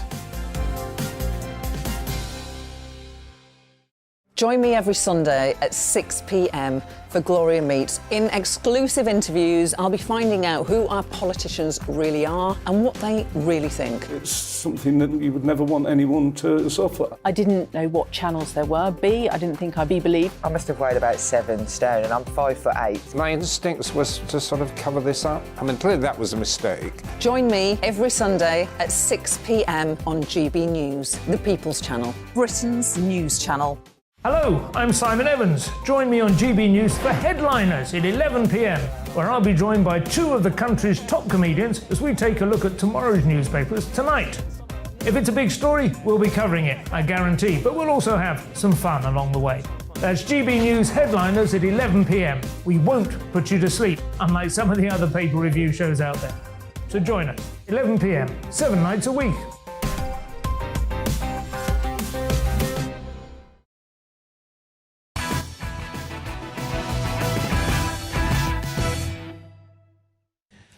Welcome back. Brand new YouGov polling following the release of Spare shows that Prince Harry's popularity has unsurprisingly plummeted to a record low, with less than a quarter of Brits having a positive view of the Duke. And it's a little wonder, is it, considering he put the safety of his immediate family members and the wider monarchy at serious threat with his Taliban kill count reveal, which he now claims was to prevent military veterans' suicides. OK, look at this. I made a choice to share it because, having spent nearly 2 decades working with veterans all around the world, I think the most important thing is to be honest and be able to give space to others to be able to share their experiences without any shame. And my whole goal and my attempt with sharing that detail is to reduce the number of suicides. However, the former commander of British forces in Afghanistan, very good man, Colonel Richard Kemp, has disputed Harry's justification, telling the Daily Telegraph, "I think it is extremely cynical to exploit veteran suicides to excuse the comments now they have received such a backlash. This looks like a desperate attempt at damage limitation." Well, our royal masterminds, Lady Colin Campbell and Phil Dampier, join me now. Lady C, I think this is outrageous backpedaling on the behalf of Mr. Windsor. Am I wrong? My dear, you couldn't be more right. It's not only outrageous backpedaling, it is quite frankly nerve of the highest order. It's cynical, it's abusive of people who wish, who are suicidal. I mean, I've recently become an ambassador for SOS, which is one of the suicide things. And suicide is a very serious subject. And for Harry to use it so cynically, especially after Meghan has used it so cynically, they have absolutely no shame about using truly dreadful things as fig leaves to preserve their modesty. It's disgraceful. Yeah, because, Phil, he didn't mention this being to prevent veteran suicides in the book. It seems like something that's been cooked up. Yeah, why didn't he mention it in the book, Dan? As you say, there's absolutely no mention of it whatsoever. It's a massive, massive reverse ferret, isn't it, amongst many others. And he's, as Lady C says, he's just covering his tracks. And I think it really is one of the saddest things of this whole saga that he's fallen out with the armed forces, because the Invictus Games I think we can all agree is the one thing that he has done a fantastic job on. He's a real hero. I agree with that, actually. Reading the entire book, it really felt like there's only one thing Harry has actually ever put any grunt work into himself in his entire life. Everything else was just sort of done for him, apart from the Invictus Games. I'll give you that. Now, look, despite the Duke of Sussex claiming he's telling the truth, earlier we broke down the full catalogue of mistruths in Spare, but in a series of pointed social media posts, the much-needed brains behind this operation, the ghostwriter J.R. Moeringer, has finally addressed the discrepancies. So he tweeted, "The line between memory and fact is blurry." However, Phil, I think the line between the truth and some of the lies that the book's been spouting is actually very clear, right? Yeah, very interesting piece in the Times today by Hunter Davies, actually. He's about, I think he's in his late 80s now, but a very well-known writer who's done a lot of ghostwriting. And he says that Harry should have had an older, wiser friend, he calls it, to advise him on this book. And I think the trouble with J.R. Moeringer, isn't it? Always J.R. something, aren't they? I think the trouble with him is that he's someone who puts rocket boosters on people's opinions. He did that with Andre Agassi's book, and he's done this with Harry's. He's not the sort of guy to rein back, so he's probably made it worse. But at the end of the day, we can't blame him. Harry's signed it off. But yeah, there's a lot of errors in there when you put it into all the other errors. For example, saying that they got married a couple of days before the actual wedding, you start to sort of, question the whole book. Well, Lady C, I do question the whole narrative now because it's just lie after lie after lie, no matter what they do, be it the Oprah interview or now Harry's autobiography.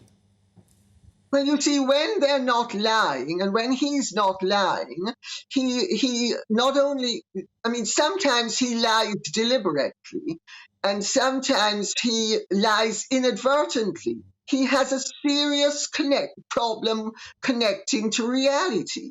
But this is very typical of paranoics. I've been saying for some time now, Harry has been diagnosed to me by professionals who have observed his behavior as being genuinely paranoid. And, he perceives reality in a distorted way. He has a disconnection from reality. It's inexcusable that he didn't remember when his great-grandmother died, because he was with his father in Cloisters on a skiing holiday, and Charles was disconsolate that he wasn't going to be able to get back in time for his grandmother's death. And Harry doesn't remember that, but he remembers the sun shining in from the windows at Eton, which was on holidays. And, this shows serious mental illness. Oh, no, we've lost Lady C. Hopefully we'll get her back. But let's try and, while we try and do that, I actually want to play you...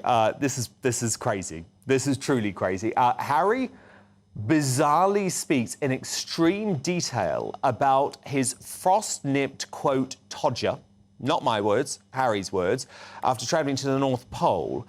But he makes it even worse with a detail that would even make Freud wince. I've been trying some home remedies, including one recommended by a friend. She'd urged me to apply Elizabeth Arden cream. My mum used that on her lips. You want me to put that on my todger? It works, Harry, trust me.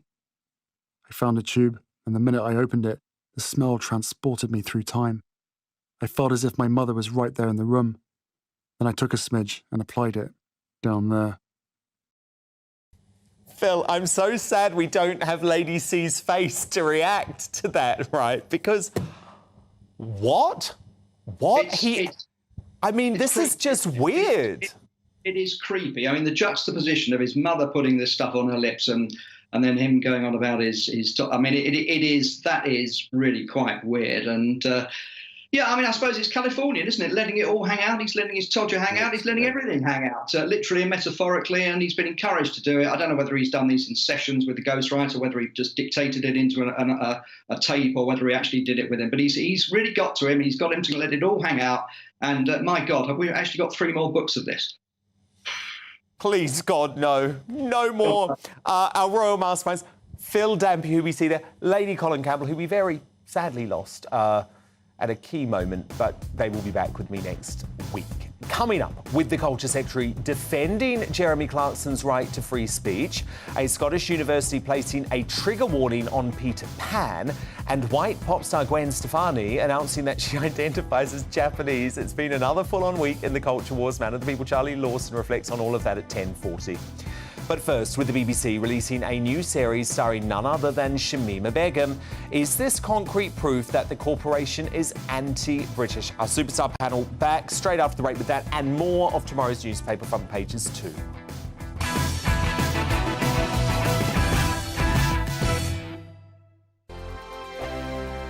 We are GB News, and we'd like to say thank you to each and every one of you for bringing us your conversations, for helping our great nation find its voice. We are here for you on radio, television, and online, across England, Scotland, Wales, and Northern Ireland. It's not the BBC, you actually get your facts right. We are proud to be GB News, the People's Channel, Britain's news channel. Hi there, it's Stephen and Anne. At breakfast from 6 a.m, you'll always be caught up with everything you need to know, the latest headlines, opinions and debates. We'll bring you the good news and the bad, but most of all, we're here for you. Remember, send in your views and let us know what you would like us to talk about. That's because we're your news channel. And every morning at 6 a.m, it's breakfast on GB News. Monday to Thursday on GB News, it's Bev Turner Today from 10 a.m. We're going to be here for you, our GB News family, to keep you up to date, but also make you smile. The guy went from puberty to adultery. And I can't wait to bring a few of my own opinions. I have no time for cultural totalitarianism. We'll engage in passionate, but always polite debate, with your thoughts and opinions at the centre of it all. Only on GB News, the People's Channel, Britain's news channel. Join me, Nana Akue, Saturday and Sunday afternoons on GB News. Expect fiery debate and passionate discussion as me and my panel tackle some of the biggest topics hitting the headlines. It's a place for everyone's opinion. No one gets cancelled, but no one gets an easy ride. Oh, she's on it today! Be ready for conversations that are fierce, frank, and of course, fun. Every Saturday and Sunday afternoon from 4 p.m. on GB News, the People's Channel. Join my show Farage, 7 p.m. till 8 p.m. Monday through Thursday, and there you will get opinion, analysis, debate, and I'll cover stories that nobody else dares to touch. You've been cancelled. Join the club. Oh my goodness me. And then for the last 15 minutes, talking pints. We're over a drink. We have a civilised conversation with someone. We very often disagree, but we do it in a grown-up way. Come and join me on Farage. We are GB News, the People's Channel. And right across the United Kingdom. You can find us on Sky Channel 512, Virgin Media Channel 604, Freesat Channel 216, Freeview Channel 236, and YouView Channel 236. You can also take us with you on DAB+ radio, with the GB News app and at the website gbnews.uk. We're absolutely everywhere. Come join us on GB News, the People's Channel, Britain's news channel.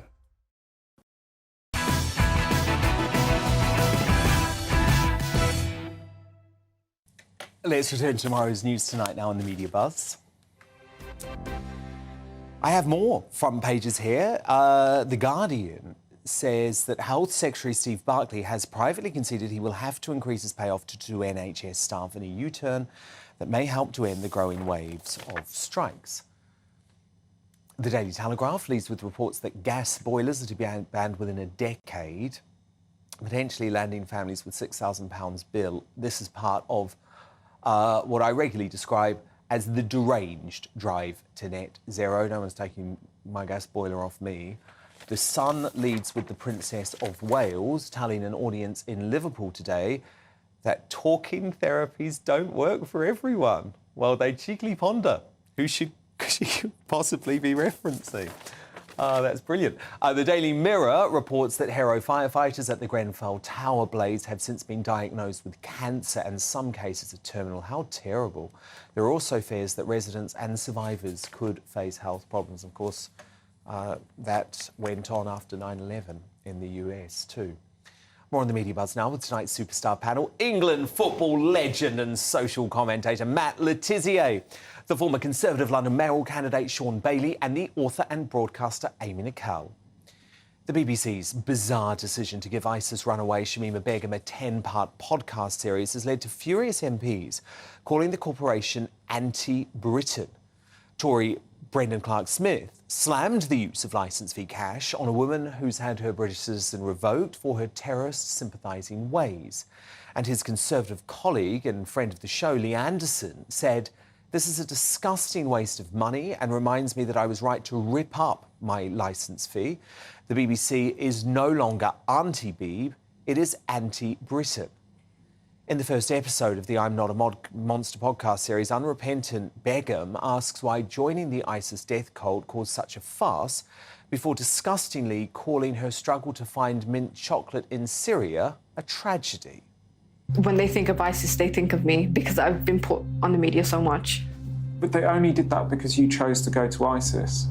But what was there to obsess over? We went to ISIS, that was it. It was over. It was over and done with. What more is there to say? I just bought candies that I knew I will not find in Syria. Like what? You know, Aero, mint chocolate. A lot. How much is a a lot? lot? I don't even know. 30 bars. You took 30? Not those big bars, but the ones with the 4 inside. You can find a lot of things in this country, but you cannot find mint chocolate. And it's a tragedy. It's a tragedy. Does this deluded terrorist fantasise and need reminding? What was a tragedy is the thousands of women, children and journalists, not to mention the charity workers ISIS killed brutally during their sickening reign. The British Bashing Corporation said tonight this is not a platform for Shamima Begum to give her unchallenged story. This is a robust public interest investigation into who she really is and what she really did. But I'm sorry, Matt Le Tissier, I think this podcast, and I listened to the first episode last night because I wanted to make sure, in context, that it was what I thought it was. And I think it proves the BBC is anti-British, actually. They're backing this woman. It's bizarre. It's insane. I think that's two very good descriptions of it all. I don't see, really, how the BBC can justify what they're doing. I don't get what it is, why they've taken up the role of being her advocate to try and get her back into this country. We all know what she did. How do they think that by doing this is going to make them look any better? I mean, honestly, the BBC for me have absolutely finished. I, like you, I've ripped up my TV licence as well. It's just, it's disgusting. They are anti-British, and I don't think there's anyone that can debate against that. No. I mean, Sean Bailey, imagine if this was a murderer sitting in a British prison who the BBC decided to give a 10-part podcast series to. I mean, for many, she will be seen that way because that's how I see it. She supported an organisation that actively murdered British people. Well, lots of reports suggest she was actually sewing suicide vests. The point here is twofold. I'm confused about what the BBC are doing. Actually, I'm one of those who think, yes, the BBC should be tackling issues like this. We're an international democracy. We have complicated relationships. Let's talk about them. But a 10-part series would suggest they're giving her a platform. Called I'm Not a Monster. Again, it would suggest they're giving her a platform. Now, they'll say that it's a robust interview, whatever, but I think the producer behind this needs to stop and have a look and see what this looks like to other people. Because ironically, what the BBC seem to be doing is pushing everything that's anti-establishment, forgetting they are a very big part of the establishment. So for me, it just feels like a bit of a misjudgment. I really think they need to look again. I mean, Amy Nicole, this series is called I'm Not a Monster. It is clearly trying to humanise Begum, and we know the left all think she should be back in this country, and the BBC is part of the left. Well, it deals with the debate between those who believe she should be allowed back in the country and those who think she is a complete murdering monster. Yeah, and it's a thorough investigation, really, really thoroughly and precisely handled, and it's a platform to the idea that someone... It's a platform for Shamima Begum to say she's not a monster. It's absolutely not that. Well, why is it called I'm Not a Monster? Every that title just tells you everything. She's asked throughout Did you understand how much you angered the British public? Did you join a terror? She's challenged. Every single thing she says is thoroughly dissected and scrutinised. And what this is a series about is it's about radicalisation, which we have a big problem with in the UK. So that's why it is within the public interest. Make that issue worse? Do you know what's going to make the issue of radicalisation by understanding worse? it? No. Because that's what this is. No. If young people in East London, where I live, think that they can go off and join a murderous, despicable organisation like ISIS and then be allowed back into our country. That's what's I've got to that say, is what's not the what's message important of about this documentary whatsoever. There's two things. If Matt in the Jungle showed us anything, if you give people enough of a platform, they can charm. Secondly... Do me a favour. He never charmed no one. But he did a snake. I agree with you, but he certainly didn't charm a lot of his voters. And the second piece is, let's take... Imagine she had said something racist. Would they be providing her with this platform? Can we just be very clear? This isn't an audience with Shamima Begum. Well, this is a structured look at how she was radicalised. Interviewing. Series yeah, and it's not solely about her. It's about the circumstances. It's about her friends, her family, lawyers involved in the case. Calling it "I'm not a monster," do you not understand that the clear message to the listener, and as I say, I've listened to the full first episode, is that this woman is not a monster. So that's a conclusion that you're invited to come to. It's not a conclusion. But this is the problem. If that's all you've got, the BBC shouldn't be inviting you to come to a conclusion. I do believe it's an issue they can look at, but by making it 10... Cover it in the news. Yes, but making it 10 parts... And by the way, I don't even mind Shamima Begum being interviewed as long as she is interviewed robustly. But a 10-part podcast 10 series parts is too much. called I'm Not a Monster, turning her into some sort of left-wing martyr, I think it's sick. That's not what happened at all, Yes, and you know it. Well, you have you listened to the I have listened to it, and I've also listened to the first series, which was 10 more episodes. This is about radicalisation and Islamic extremism within the UK. They know what they were doing by doing a 10-part podcast series called I'm Not a Monster with Shamima Begum. And you know what? It's sick. Finally, that devastating YouGov poll from last night shows the over 65s, now prefer even Prince Andrew to Harry and Meghan. But data suggests young Brits, including Gen Z and millennials, are still more likely to stick by the Duke and Duchess of Delusion.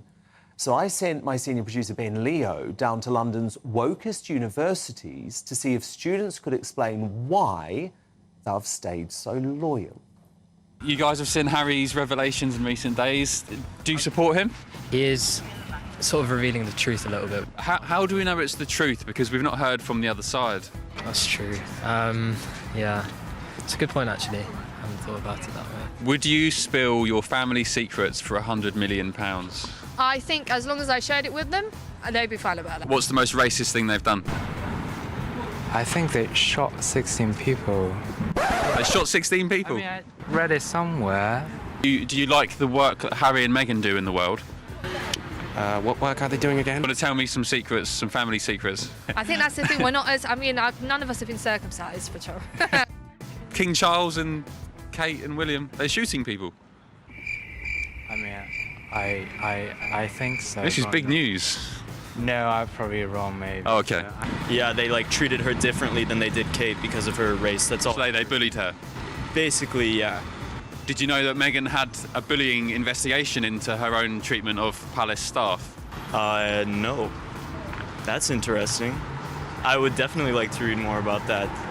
Did you not want to know about his frostbitten penis? It's also kind of weird that everyone's kind of obsessed with some random dude's penis, especially if you don't know him. Yeah, he's famous, but... But he's the one who put it out there. That's fair, that's fair. So often, the woke youth, they like the idea, don't they, of supporting Harry and Meghan, and they know none of the facts about the story, a bit like Amy Nicole.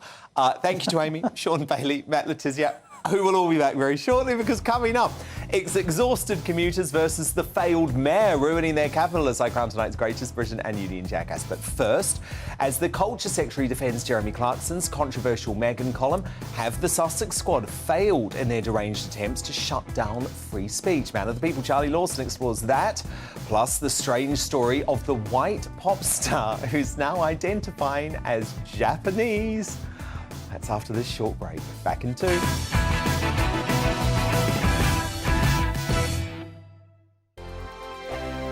Every morning from 6 o'clock, we'll wake you up with GB News Breakfast with all the stories you didn't know from the night before. So whether it's serious news, entertainment, or your own views from all over our great nation, we're here to kick off your day with a smile. The national media should be reflecting and reporting what's happening here. You will notice the northwestern accents.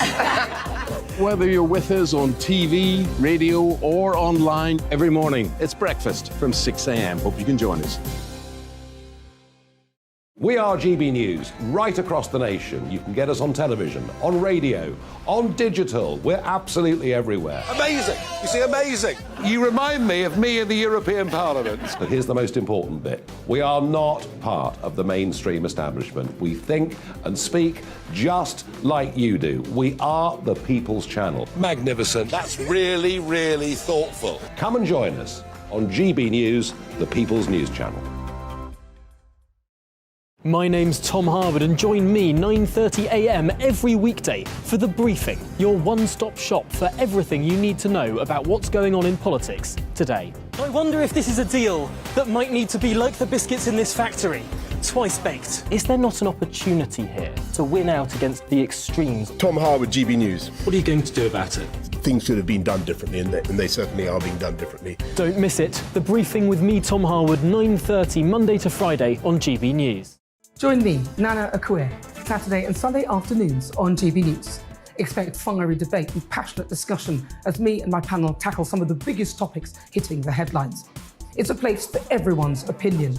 No one gets cancelled, but no one gets an easy ride. Oh, she's on it today! Be ready for conversations that are fierce, frank, and of course, fun. Every Saturday and Sunday afternoon from 4 p.m. on GB News, the People's Channel.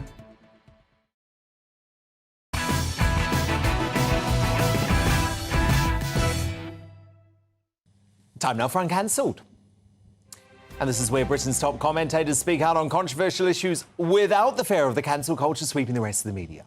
Now, Culture Secretary Michelle Donlan has defended Jeremy Clarkson's right to offend after his Sun column, in which he declared his cellular hatred for Meghan and jokingly suggested she should be paraded naked through the streets, sparked uproar. Watch.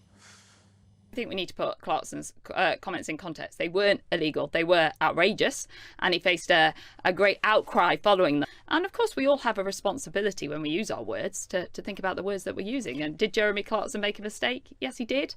But it certainly shouldn't be outlawed or censored. And we shouldn't be gagging commentators or journalists. But what we can do is people can air their opinions against views. They can challenge them. They can force apologies. They can make them think again.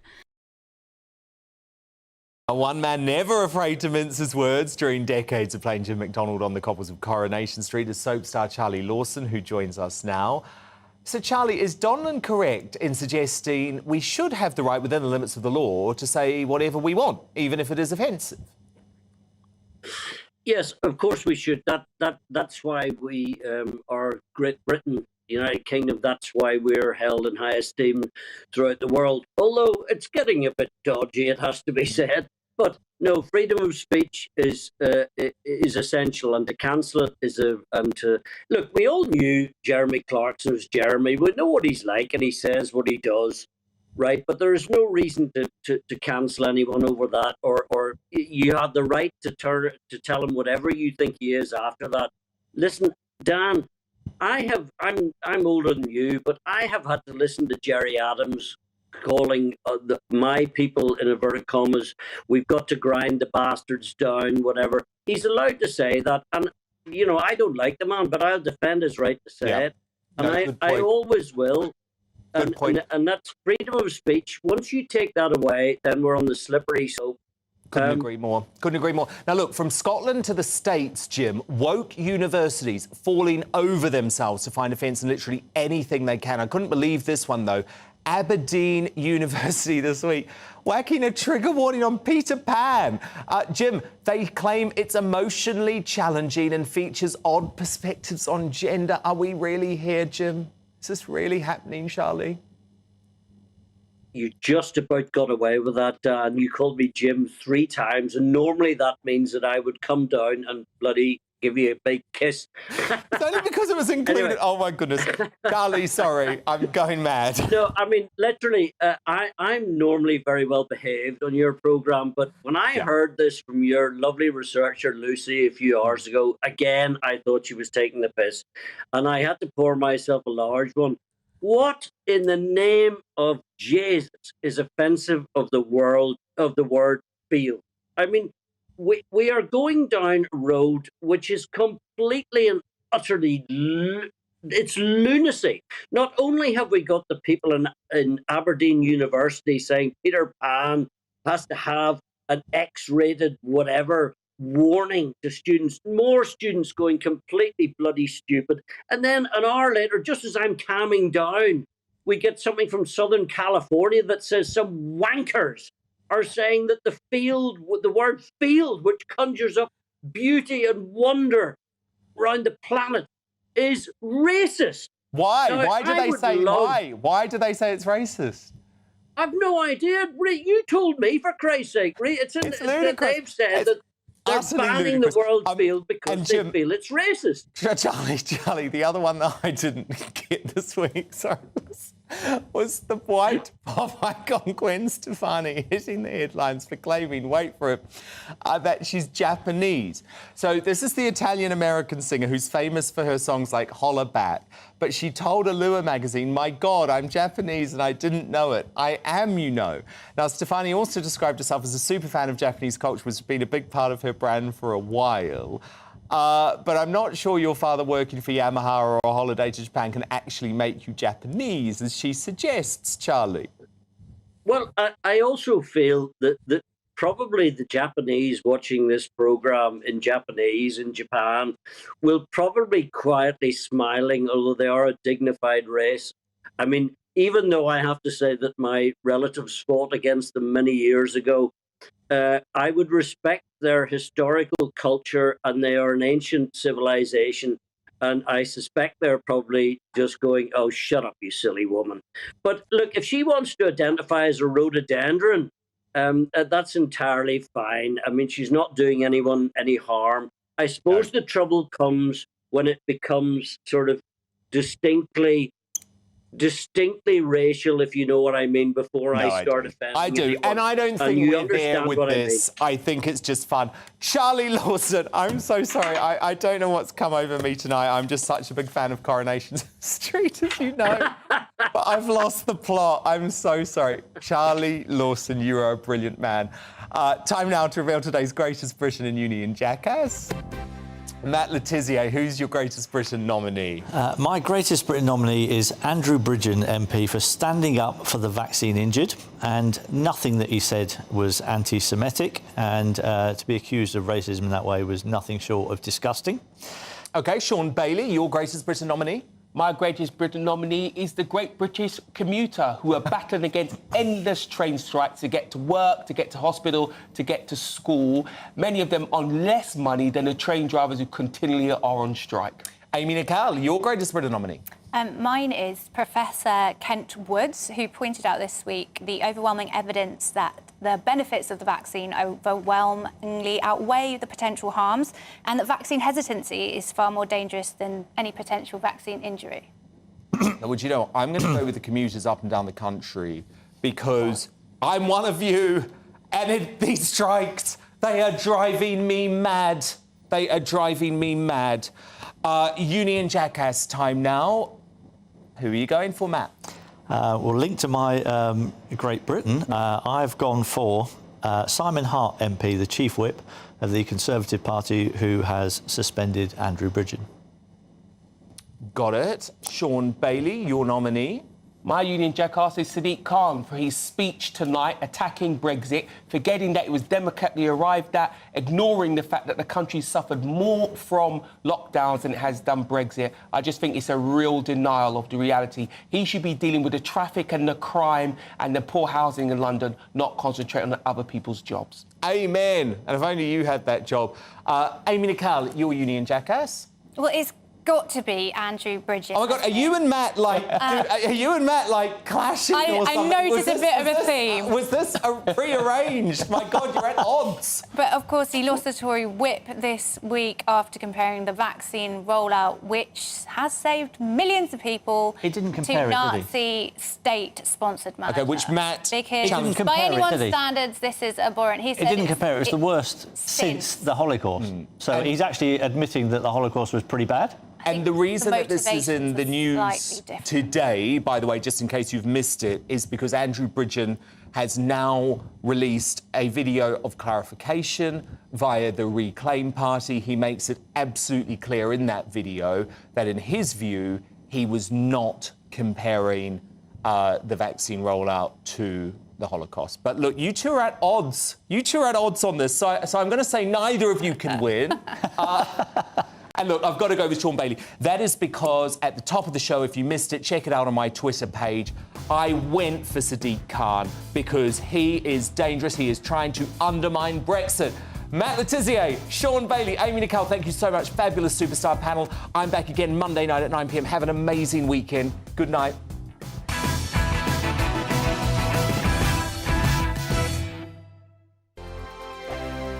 We are GB News, and we'd like to say thank you to each and every one of you for bringing us your conversations, for helping our great nation find its voice. We are here for you on radio, television, and online, across England, Scotland, Wales, and Northern Ireland. It's not the BBC, you actually get your facts right. We are proud to be GB News, the People's Channel, Britain's news channel.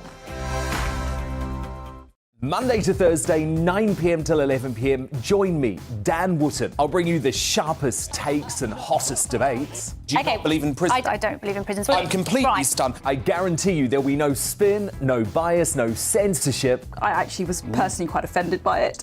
And no reason to go to bed. So I guess they've always been quite woke. That's Dan Wootton tonight on TV, radio and online. Monday to Thursday from 9 p.m. till 11 p.m. on GB News. The People's Channel, Britain's news channel. My name's Tom Harwood, and join me 9:30 a.m. every weekday for The Briefing, your one-stop shop for everything you need to know about what's going on in politics today. I wonder if this is a deal that might need to be like the biscuits in this factory, twice baked. Is there not an opportunity here to win out against the extremes? Tom Harwood, GB News. What are you going to do about it? Things should have been done differently, and they certainly are being done differently. Don't miss it. The Briefing with me, Tom Harwood, 9:30 Monday to Friday on GB News. Every morning from 6 o'clock, we'll wake you up with GB News Breakfast with all the stories you didn't know from the night before. So whether it's serious news, entertainment, or your own views from all over our great nation, we're here to kick off your day with a smile. And the national media should be reflecting and reporting what's happening here. You will notice the northwestern accents. Whether you're with us on TV, radio, or online, every morning, it's breakfast from 6 a.m. Hope you can join us. We are GB News, right across the nation. You can get us on television, on radio, on digital. We're absolutely everywhere. Amazing! You see, amazing! You remind me of me in the European Parliament. But here's the most important bit. We are not part of the mainstream establishment. We think and speak just like you do. We are the People's Channel. Magnificent. That's really, really thoughtful. Come and join us on GB News, the People's News Channel. Join me, Nana Akue, Saturday and Sunday afternoons on GB News. Expect fiery debate and passionate discussion as me and my panel tackle some of the biggest topics hitting the headlines. It's a place for everyone's opinion. No one gets cancelled, but no one gets an easy ride. Oh, she's on it today! Be ready for conversations that are fierce, frank, and of course, fun. Every Saturday and Sunday afternoon from 4 p.m. on GB News, the People's Channel. We are GB News, the People's Channel. And right across the United Kingdom. You can find us on Sky Channel 512, Virgin Media Channel 604, Freesat Channel 216, Freeview Channel 236, and YouView Channel 236. You can also take us with you on DAB+ radio, with the GB News app and at the website gbnews.uk. We're absolutely everywhere. Come join us on GB News, the People's Channel, Britain's news channel.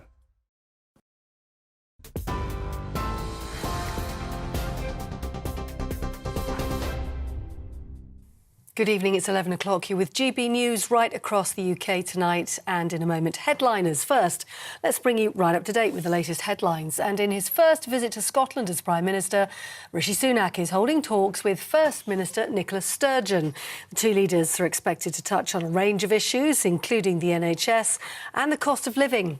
He's also going to be seeking to discuss Miss Sturgeon's push for Scottish independence. They're due to make a joint announcement on their plans for government funding tomorrow. News in the last hour, and Boris Johnson, it's been revealed, has received £1 million in a single donation. That's one of the biggest ever to a UK politician. Parliamentary records show the money from a crypto investor called Christopher Harborne was set up after he left Downing Street. Mr Harborne is a former Tory party donor who financed the Brexit Party in 2019. And also breaking news this evening, more than 70,000 staff at nearly every UK university will strike for almost 3 weeks in February and March. The University and College Union says its members are demanding better pay, conditions and pensions. They're looking for a pay rise above the 4 to 5% increase offered yesterday. The exact dates of their strike action will be confirmed next week. The Northern Ireland Secretary has said there's still a way to go to resolve the row over the Northern Ireland Protocol. And a warning, if you're watching on TV, there is some flash photography next. The Irish Premier and the Labour leader both met political parties in Stormont earlier on today to discuss the post-Brexit trade rules on the Irish land border. The DUP has been blocking the formation of a proper government in Stormont until the protocol is dramatically altered. And there's been travel disruption today for passengers in and around London as strikes took place on the newly opened Elizabeth line. Members from the Transport Salaried Staff Association and their sister union, Prospect, all walked out over pay and pensions. The two unions rejected a 4.4% increase this year. And the Labour leader, Sir Keir Starmer, said the government needed to up its negotiating tactics. I don't want to see this industrial action. I want to lead a government that resolves these issues. Under the last Labour government, you didn't have a national strike for nurses. You had fair pay for nurses. And we think that you should be in the room negotiating, sorting out these problems. GB News, now time for headliners.